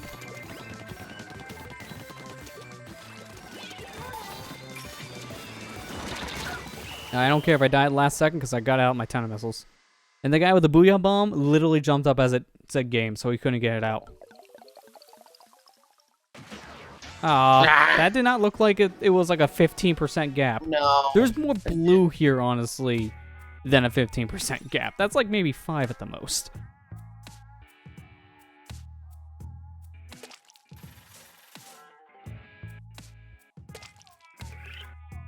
Okay, can you give me just a second, Lester? Hopefully I'll be back before. Well, it's fine. We're gonna back up right now because I need to get up for a moment anyways, so that works out. So we'll close the lobby for a second, and yeah, we're both gonna get up for a moment. So we're gonna go on quick intermission, and yeah, when we come back, we'll be playing more Splatoon. So stay tuned and be back in just a moment. All right, we're back. So let's go ahead and make up another room so we can just continue on with our splatting. Or splatting. That sounds wrong. While I wait for you to join, let me look through my gear. I think I want to use some different stuff. Because I've been liking doing the stealth jump, especially now during big events like this, but I'm going to probably change that a little bit, see what else I can really use right now. I'm going to change my gear a little bit because I like the NZAP, but I'm going to be honest with you, Aerospray is my favorite weapon. So, Aerospray has always been my favorite weapon in this game. So,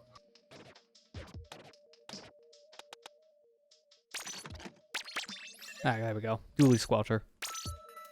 That's one of my favorites. I love the range of these. They're so good. Yeah, it doesn't have the same downsides as a lot of the other guns in the game. Like, honestly, I was kind of the same as you in the first game. Because I liked the gold Aerospray the most in the first game. Because I thought it had the best sub and special. But I haven't really liked a lot of the Aerosprays in this one. I think the weapon's a little too weak. And most of the time I keep on running into combat more than inking with it. And, like, the sub and specials, like, I like one and hate the other on pretty much all the Aerosprays.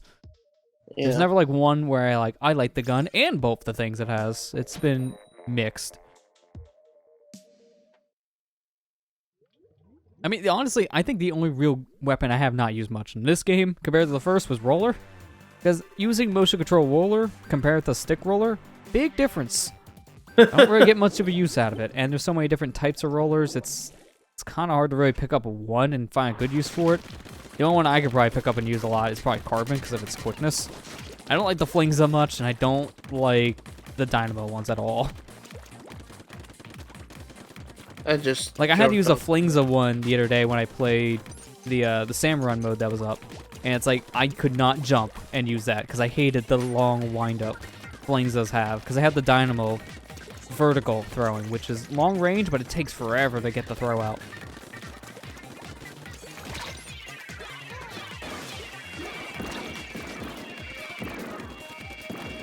I just love how some of these the buckets, they look like bicycle helmets.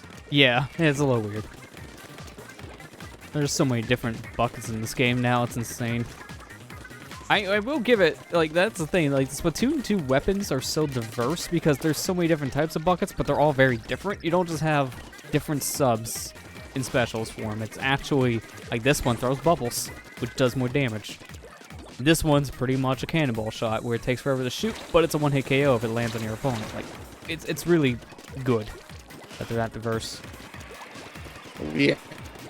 Because really, the only difference that buckets had in the first game was normal and Tri-Slosher. Where the Tri-Slosher had the 3-shot instead of the 1. But it was quicker because of it.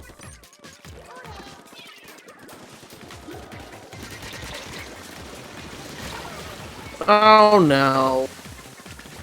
I think they get... I love... Okay, yeah, he's definitely dropping if I can't understand anything you're saying. I said every word jumbled itself. So you said 3 words in like a second. Man. I freaking love it so much. I know. I wish I had my old apartment's internet, man. Yeah, because right there I knew you were dropping because you pretty much said 3 words in 1 word. 3 words in 1 word. So it was a little hard to understand anything. It was like, what? I think now we've just come just tongue, and not English. Oh my goodness. Well, I gotta wait for you to get done so we can jump back in.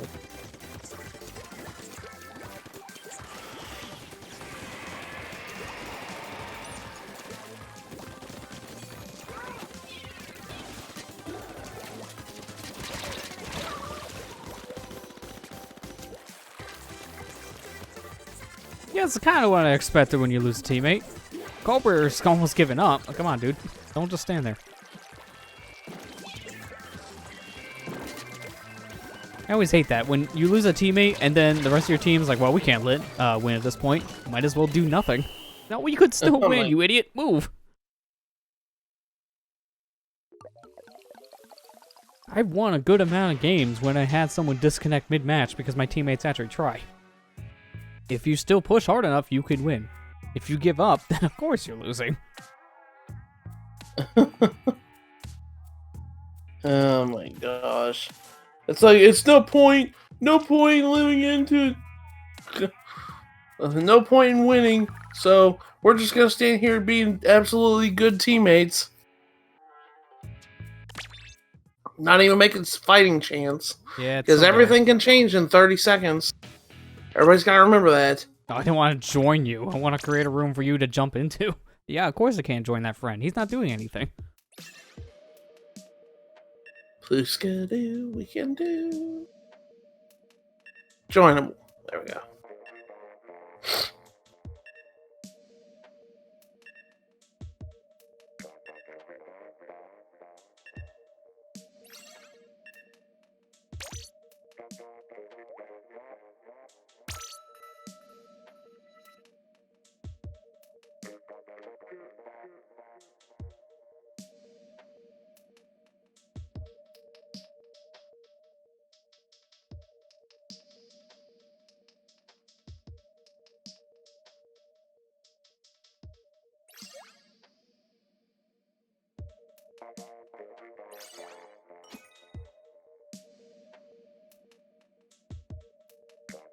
Unicorn champion. That just sounds really, really weird. Yeah. Like, what'd you do? Actually conquer it? Ah, come on. Oh, come on, man. And have a Splatfest without a comm error. And those count as comm errors to me. Damn it. Seriously? That's a Splatoon problem. That's a thing. We already know at this point there's probably going to be a third game. I really hope by the time they make a third game, they actually invest in servers instead of whatever they're using now. Because this setup they got for these servers are just, they've always been unstable. Yeah, and people thought moving to a new hardware, and especially when they had the paid service, that'd be better. No, somehow it got worse. Honestly, I felt like sometimes this game's been more unstable than the first. And that was saying something on a platform with half of the install base at one point. Yeah. You know, when people said, well, maybe Nintendo servers will be better whenever we get to switch to paid online, I was just like, I was just sitting here laughing. I was like, yeah, really like that's the problem with their online service, because it kind of doesn't justify itself for being paid now. Like, it's worth it, especially if you're doing the family plan setup, but compared to what it was in the first year, nothing changed. See, case in point, nothing changed. Huh? Not a Sorry. single thing. Stop trying to join that friend. You can't do anything.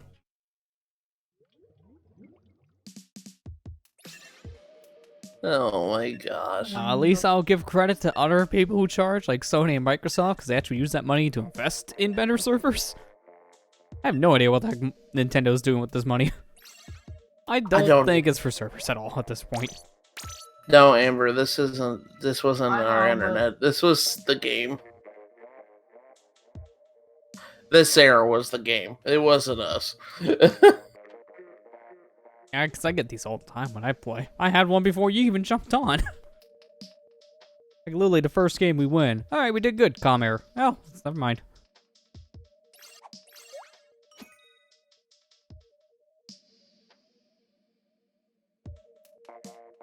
I'll say my laptop's doing surprisingly well in this setup, because I haven't streamed this long on Wi-Fi before, which is pretty stable.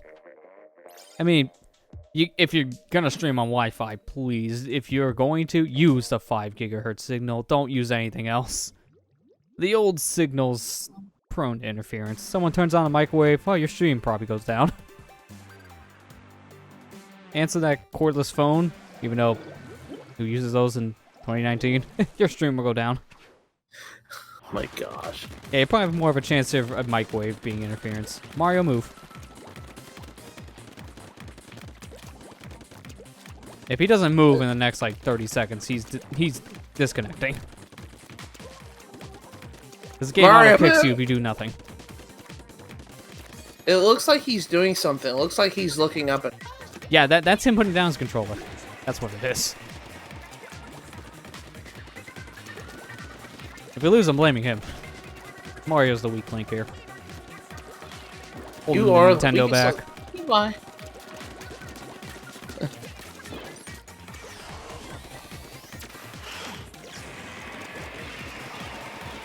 Oh, he's finally doing something. It's a miracle. Is it bad? Like, don't get me wrong. I like my Switch. I love my Switch to death. I think it's one of my favorite consoles now. But is it bad that I kind of miss the old days of the Wii U when everything was freaking quiet when it came to social media? Oh, yeah, I miss those days because back then, at least, we didn't have riots after every announcement.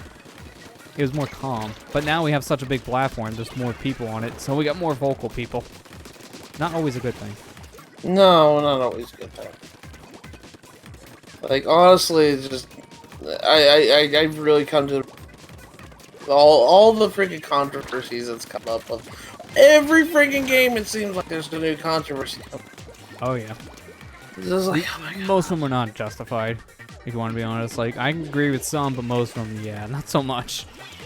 I can agree with the Mario. Oh gosh, that Booyah Bomb landed right on top of me. Right. Well, I knew exactly who they were aiming for.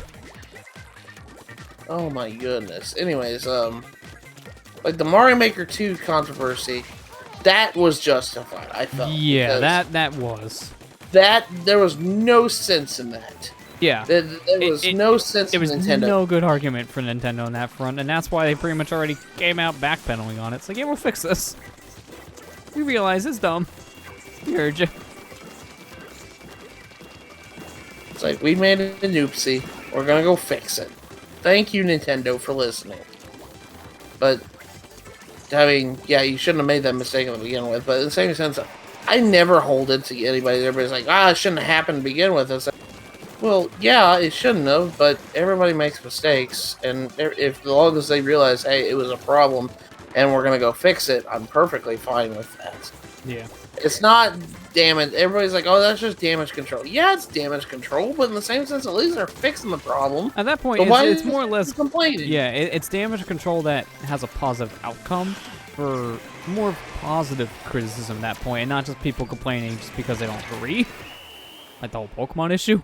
It's more or less because it's a thing that it really doesn't make much sense. Why can't you do this one thing? And we know you can, so here's an option, like suggestions. It's not people saying you guys are stupid and I'm going to boycott you. Hey, you're lazy, I'm going to boycott the game even though I'm not going to. Because I'm still going to buy it at launch because I want to stay up to date with the series. Yeah. People don't make sense. That's the moral of the story here. That's why when anybody's sitting there making an outcry on Twitter or making a petition or it's making videos or any of that other stuff, I don't believe them. Well, half of it is just clickbait, just to jump on the trend and get your revenue or attention in the spotlight. Everybody's like, vote with your wallet. Well, if that's the case, why don't you do it? Yeah, I agree with that. So also you should agree with it too if you're vocalizing it. Where half the people who say that don't listen. They don't vote for a wallet. Vote with their wallet. They don't.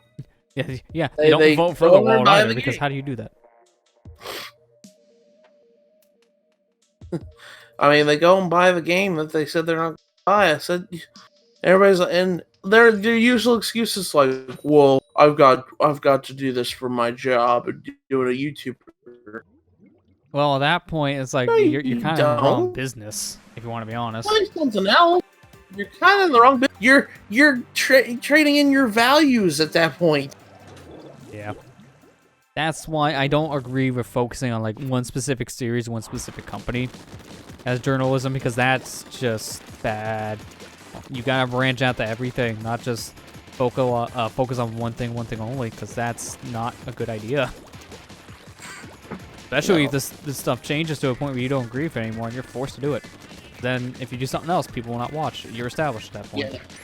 People say it all You're the time in the established. Smash community, they want to do more, but they can't because they're kind of forced to only do Smash, since that's what they're known Yeah. for. Yeah, that's exactly it. I'm kind of glad in the sense I'm kind of variety. A lot of people's like, well, are you gonna do the next game of this? I said, no, I'm taking a break from it. Yeah, I mean, if you want to Because do I it, you play just do it on games your and own stuff. pace at that point. Yeah. It's silly.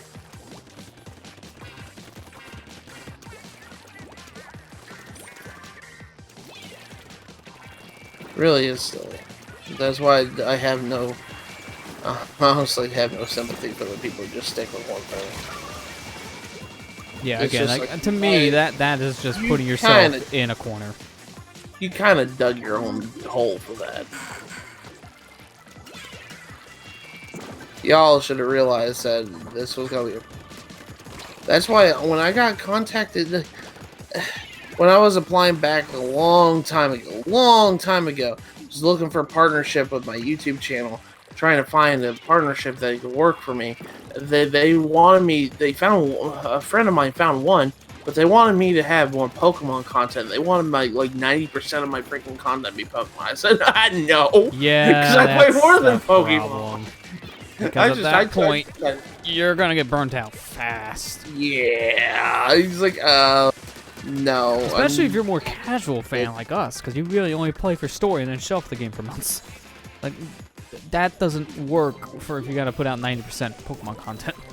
I said, nah, I'm gonna pass on that. And I'm kind of glad I did, because it's just like, To be fair, that's pretty much like a big reason why, for the most part, I waited until I could do independent partnership, like this past year even, just simply because most contracts I did not agree with, especially the long time frames. yeah, And their cuts, because you already get next to nothing anyways doing YouTube stuff nowadays. Why would you want to cut? Like, yeah, you know, at that point, I'm not even gonna make any money from this. You're making the money. yeah. I'm just literally having your branding on my stuff. Like, why would I bother? I'm That's kind of why I'm glad. independent.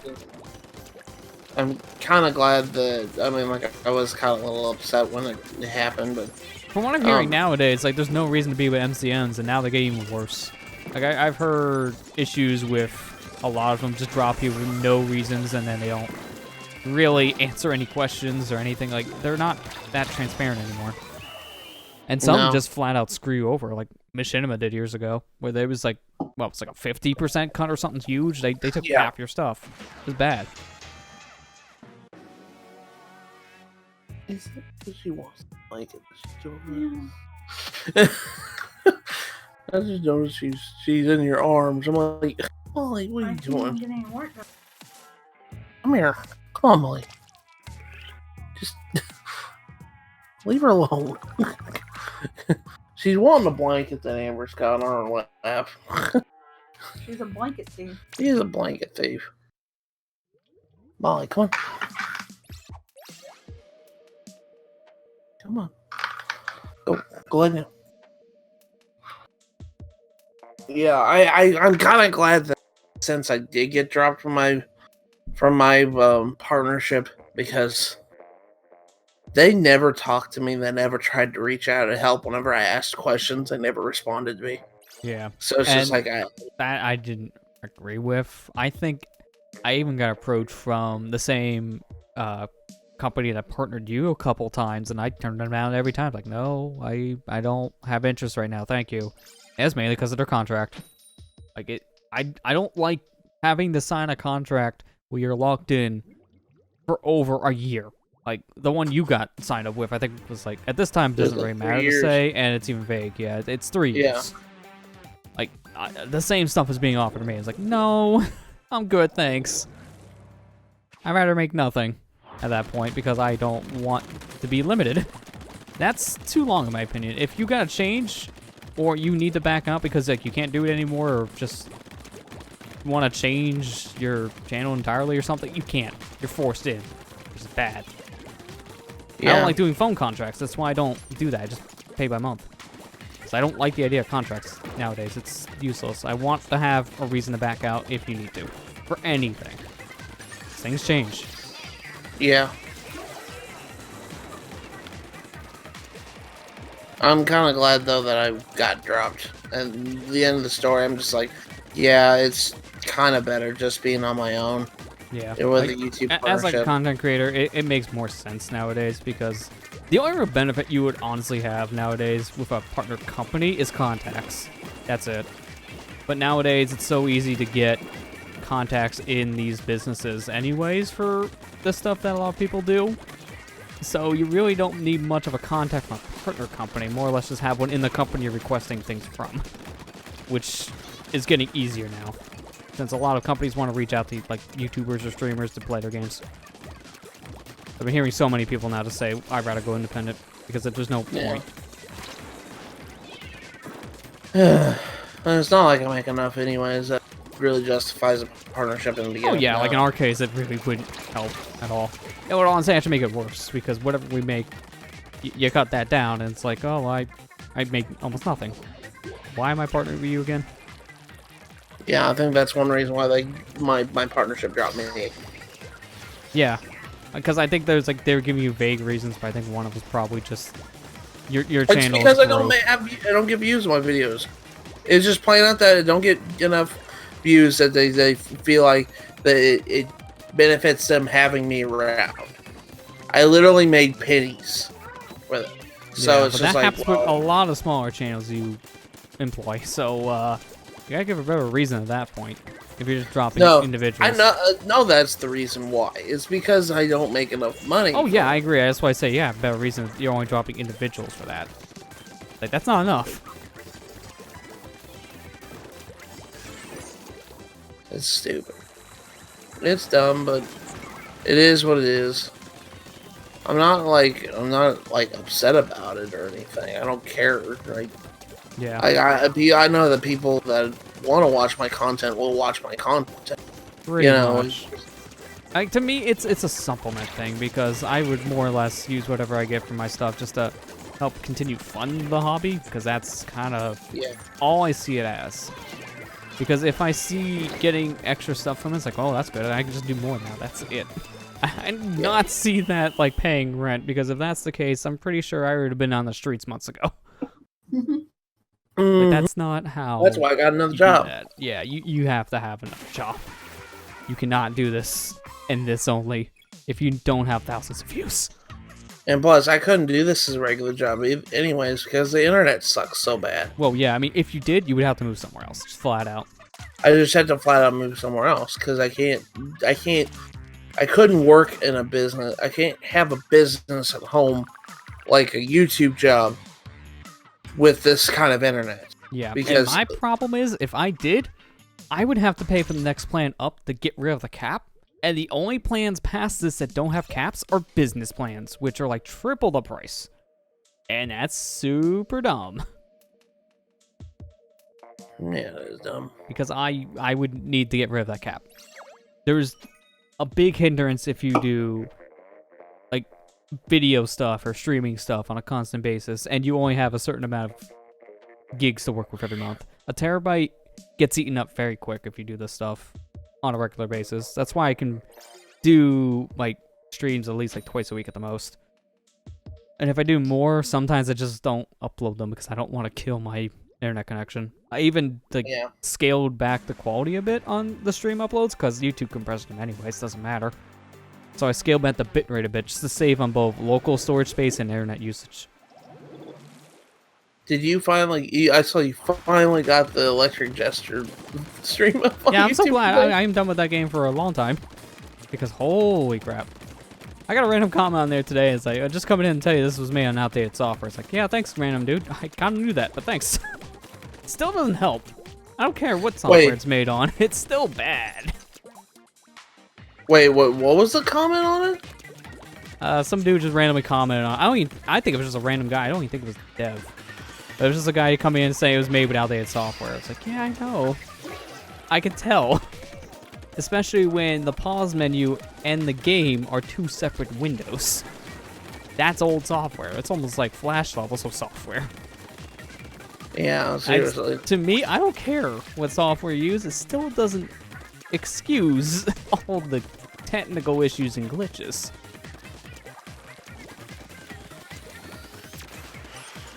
from what I've It's heard, bad, right? apparently the sequel has some weird control issues if you're not using a 360 controller in particular.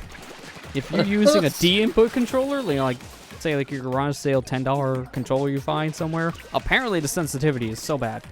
And the dev literally came out and said, I don't know, I have no idea how to fix this. That's not good.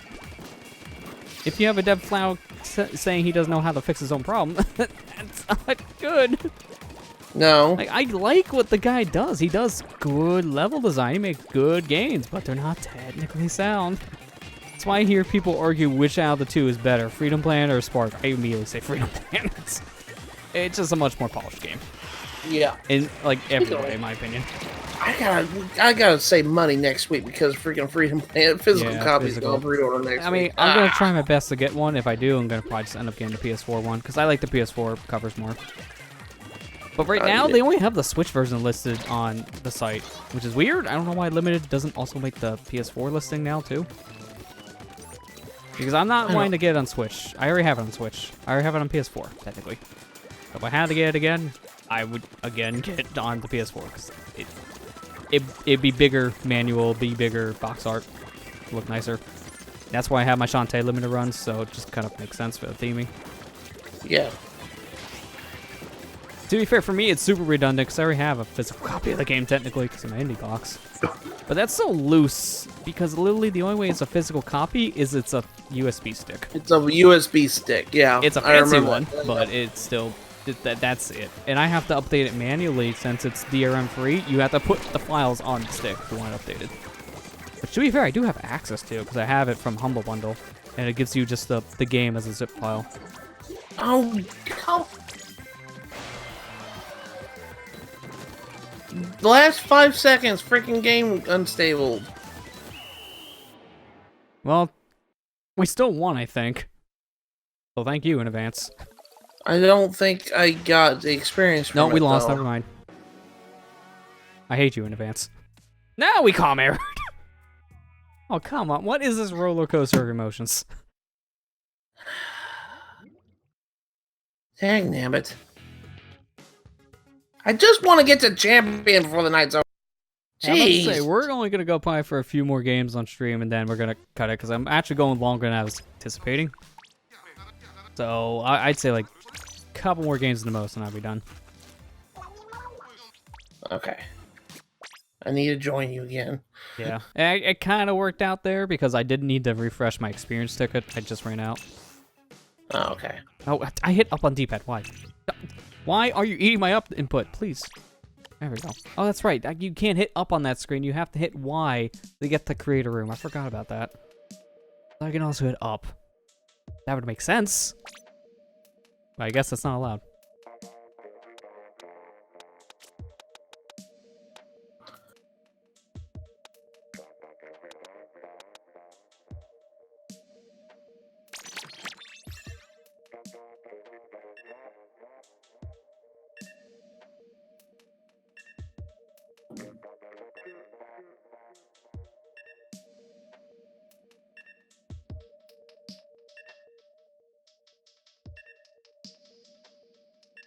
Oh, great. I gotta get away from this Trump. Why is everybody trying to shit on each other on Twitter? Why? Yeah, it sounds like that community in a nutshell anymore. Well, there's an artist. There was a Asian artist that. Oh, it says your previous online play session didn't end naturally, or neutrally. So we're gonna have to drop the hammer on you. Oh, Make sure you're getting punished because you have bad internet. My favorite. You've got to be kidding me. This is why, like I said, I want them to make better servers if they make a third game because of that. I had that happen to me in one of these other Splatfests too. No, I remember exactly. My game crashed in one of the rank modes because of a glitch on their own map. And the game penalized me for a crash. Something out of my control. Thanks, Nintendo. Why and the worst part about that, I think that penalty you have to wait out by having your system connect to online with Splatoon 2 active. Like, you need to have it connected to the Splatoon servers. Otherwise, the timer does not advance. I know Smash does the same thing. It's so bad. Give me a couple more minutes until this band goes away. Yeah, that's fine. For now, I'll jump into the pro one, and then I'll get some extra points with that. Oh my goodness, that actually Yeah, I hate that personally about this game. Like the stupid penalty thing never accounts for your connection. It only accounts for, did this player drop? Yes. Are we looking for a reason? No. They just automatic. If they see you dropped at all, then they start applying penalties, which is really stupid. I don't like being penalized for bad internet or your game crashing. That doesn't make any sense. Penalize me if I'm legitimately closing the game and quitting the match.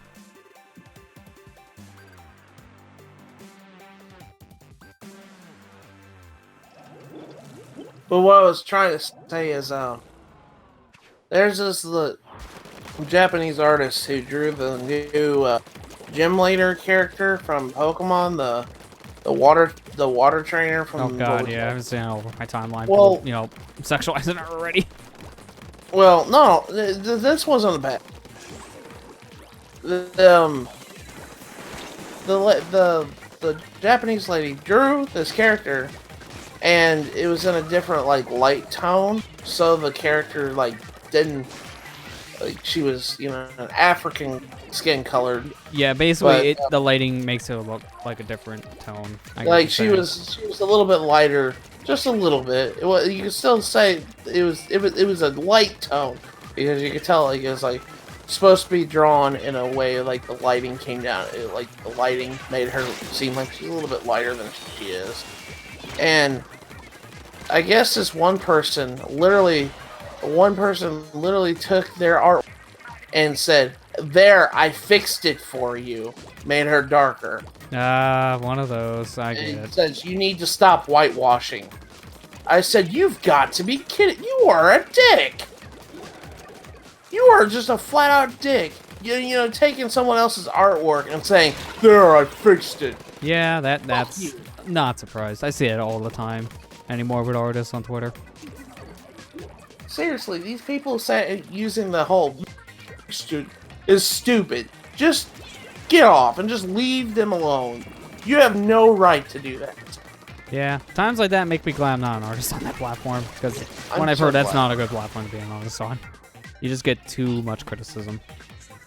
It's fucking stupid.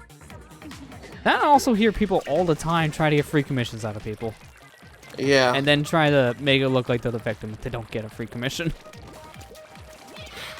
So stupid. That one I laugh about. You think I can get something for free? How does that make any sense? And the reasonings always make me laugh.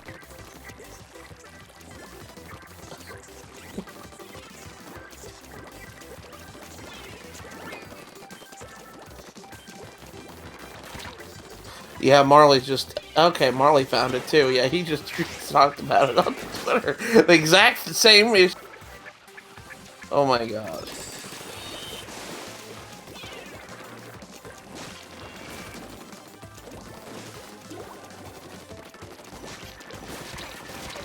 Oh, I'm stuck on a box. That's not a good thing. Now I'm gonna roll in front of your face. If he's coming to my base, I might as well just stay here.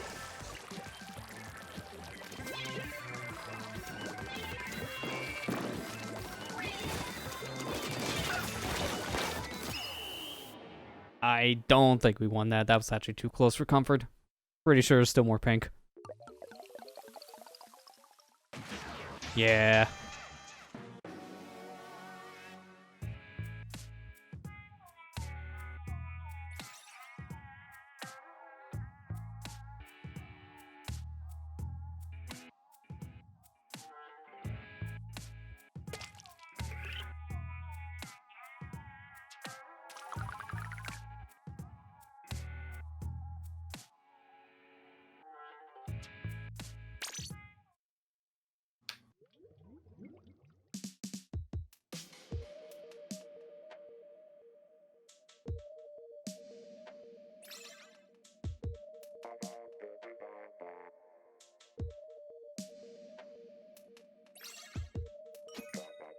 Okay. Oh, I am not banned. I'm sitting on the server for 3 minutes. Well, what did it give you? Like a 10-minute timer or just like a 5-minute one? It was a 5-minute one. Alright, so yeah, you should be good to go here in just a moment. After this game, I'll back out. Man, this is bad. All my team are not prestige at all yet. The entire Narwhal team we're about ready to fight all have stars next to their level. They're all prestiged. Oh my god. Yeah, we're screwed. These are really experienced players. What level do you have to be a prestige? You have to like reset your level at that point, and the game has a 99 level cap. So it's a long way up there. That's why I have experience tickets on all the time. The only way I'm ever going to see that, if I do in this game, is with extra experience. There's no way I'm getting there natively, because that would be hundreds of hours in the game. Now I already have like clocked in 300.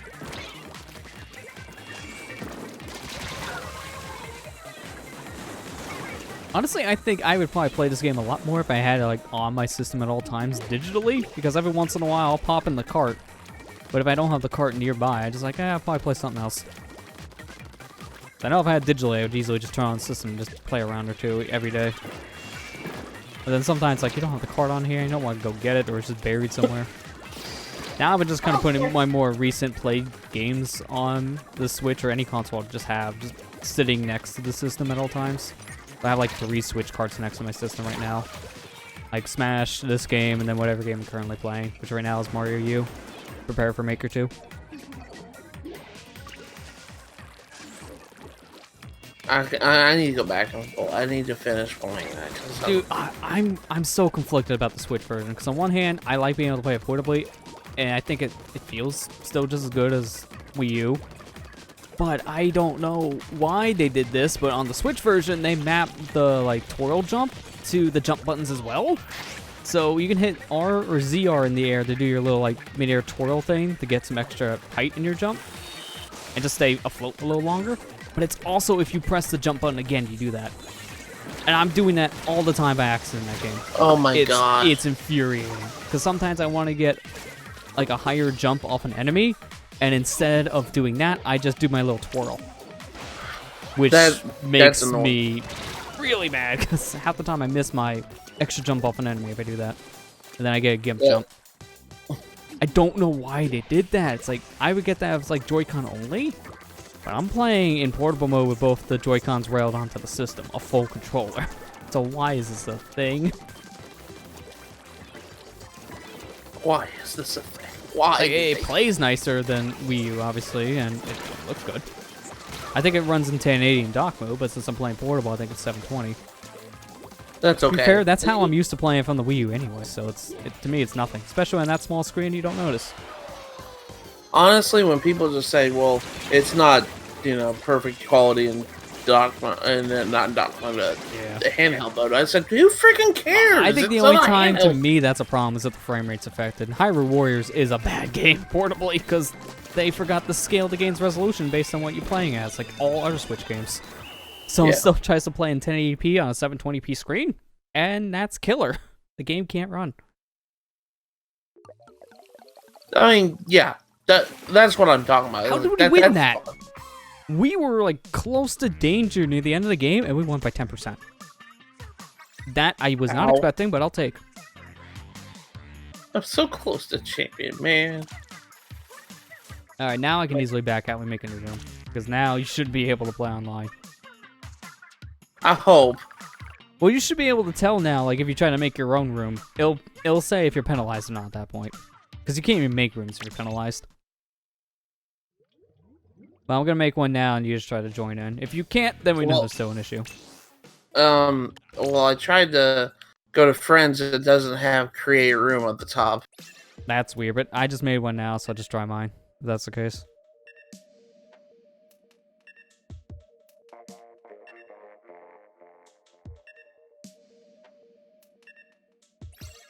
Yeah, there you go. You're good.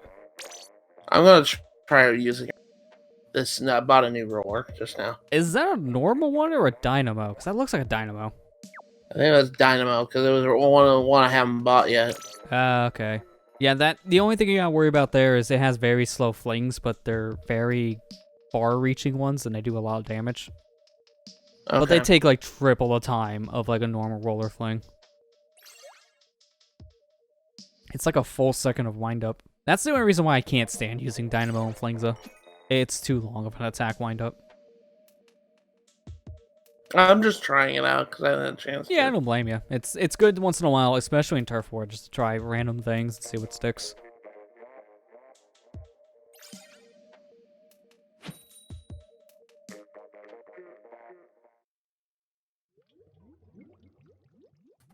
I'm glad to see at least my controller has enough charge, because I've used this controller a lot over the past couple weeks, and I thought it was almost dead. I think it's like a fourth of the battery use at the most. I like this Pro Controller. The Pro Controller's such a They great do discharge over time, because I haven't used my normal one in like 2 months, like the one I got with my system at launch, and I just have it sitting in my desk, and I tried to use it the other day, and it's dead. Like, oh, I guess you just discharged over like 2 months. Because I was testing some stuff on Windows after the major update that I had to install. I'm like, well, let me connect the Switch controller to my adapter thing first, because I think I still have it paired. Let me try this. Oh, it's dead. Never mind. Let me just pair up the Xbox controller instead. So at least that I can try immediately, since I could just put in a new pack of batteries. I noticed that this Dynamo roller has got wider range than a regular one. Oh yeah, Dynamos have a much bigger range. That's the only downside to it. It's just like you have a much bigger range and it's more powerful, but it just takes longer to do everything. You're slower when moving around using it, and then the flings take triple the time. So you trade off distance and power for just the speed of other rollers. That's a trade-off to make it a little more balanced. That's why I know some people either really like them or really don't. I never see any good in-betweens. And then I hear most people kind of not care about the Flingzas, although they've been kind of coming back with a lot of the future updates here. I think Flingzas are now better than they were when they were first kind of put in the game.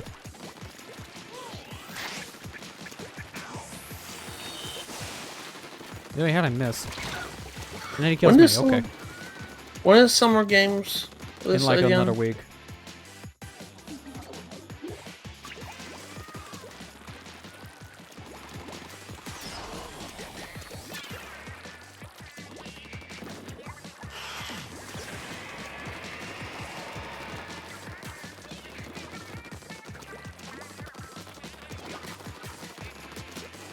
I'm kind of glad, at least in that week. Like, I'm also trying to like save a couple bucks for that in case I got some good shirt designs I want this year.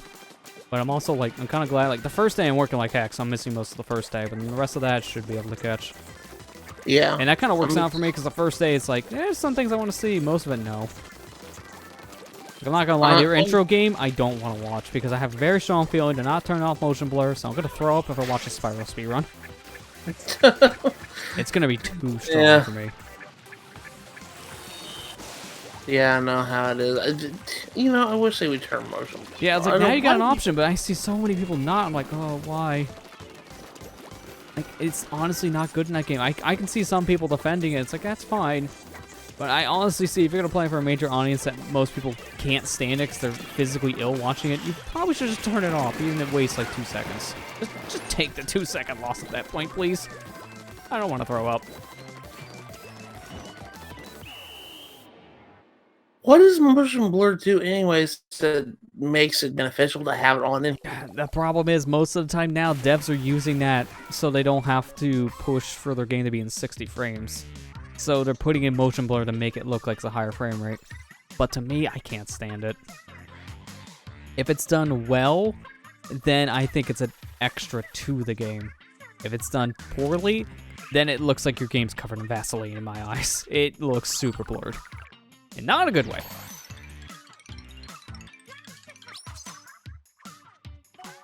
Oh, map saturation is updated.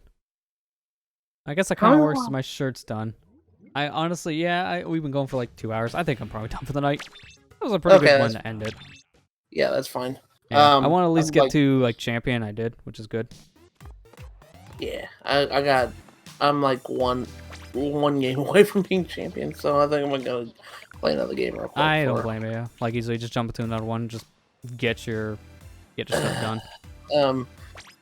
Those that carbon roller was I don't like it. I'm gonna be honest with you. I kind of figured you wouldn't, don't like it. because that's how I feel with it too. Like, it's trade-off for me, that slower speed with pretty much It's everything really it does. slow. Yeah, it's a real big trade-off for me. And honestly, I only really see that useful in ranked modes. I don't see it used at all in Turf War. Like, it maybe is good for something like tower control or splat zones, but I would not use that in Turf. It's just not worth it. Spoonhorn, I think, is my favorite post so far. That's actually funny. What was it? Spoonhorn. Literally it's just a fish with a spoon where its nose would be. Oh my gosh, a spoon horn. Oh my gosh. Yeah, like this time around the posts are kind of like hit or miss. Well, that was a good one. That hit hard. I get scared with half the stuff that shows up at my feed anymore. Yeah, because anymore it's a lot of weird stuff. Some stuff you really don't want to see. I found you randomly. I thought you'd be near like the front gates, but you're just back here next to Krusty Sean's shack. I don't know why you're back here of all places. That's a little weird. I guess you just really want to Man, try food. I want some of those extra those tickets. That's all. That's why I went there. I was like, I'm gonna bet that's the only reason why you're back here. I'm gonna just order your thing just because I don't know if I have it. If I have your shoes, then oh well, you can back. You can't have my shoes. I gotta have feet shoes. I have to have shoes. They literally, the sign outside of Inkopolis said, "No shoes, no shirts, no service." Well, that's fine because you're a squid, and they allow, no shoes on squids. They'll just never become human. Yeah, again, the posts this time I feel a little hit and miss. Like, there's some good ones, but a lot of them are just kind of average. Not gonna lie. I mean, that's kind of like, I guess, you get for, like, near the end. What is this? Oh, of course, memes. I'm not surprised. That's an old one, though. Like, that, like, thrust backwards Marge meme. That's old. Oh gosh, yeah. Yeah, you know exactly what I'm talking about, yeah. Well, the one where they post her fighting Goku. Yeah. Yeah. I don't know. I think this is an alright theme. It seemed like okay balance when we were playing. Besides the random one fight against our own team, it was fine. Yeah, we only found our own team one time. A lot of commenters though. Yeah, that's part of the course at this point. We only got one more left, and the next one is big. It's a 3-day event, so yeah, at least we ended on a bang, and I'm really looking forward to the last one. So it'd be sad to see these go, but at least I enjoyed my time with them. And this one is no exception. It was still pretty fun. The penultimate Splatfest. And now we're going to the ultimate one next time. Oh man, I can't wait for it. I can't wait for the lore of Splatoon 3 to get really freaking deep. Yeah, because that's gonna happen. You know it. They're gonna use the results just to pretty much say, all right, now who are we focusing on for Splatoon 3? Spoilers both. The spoilers. It's gonna be Marina. Yeah, probably.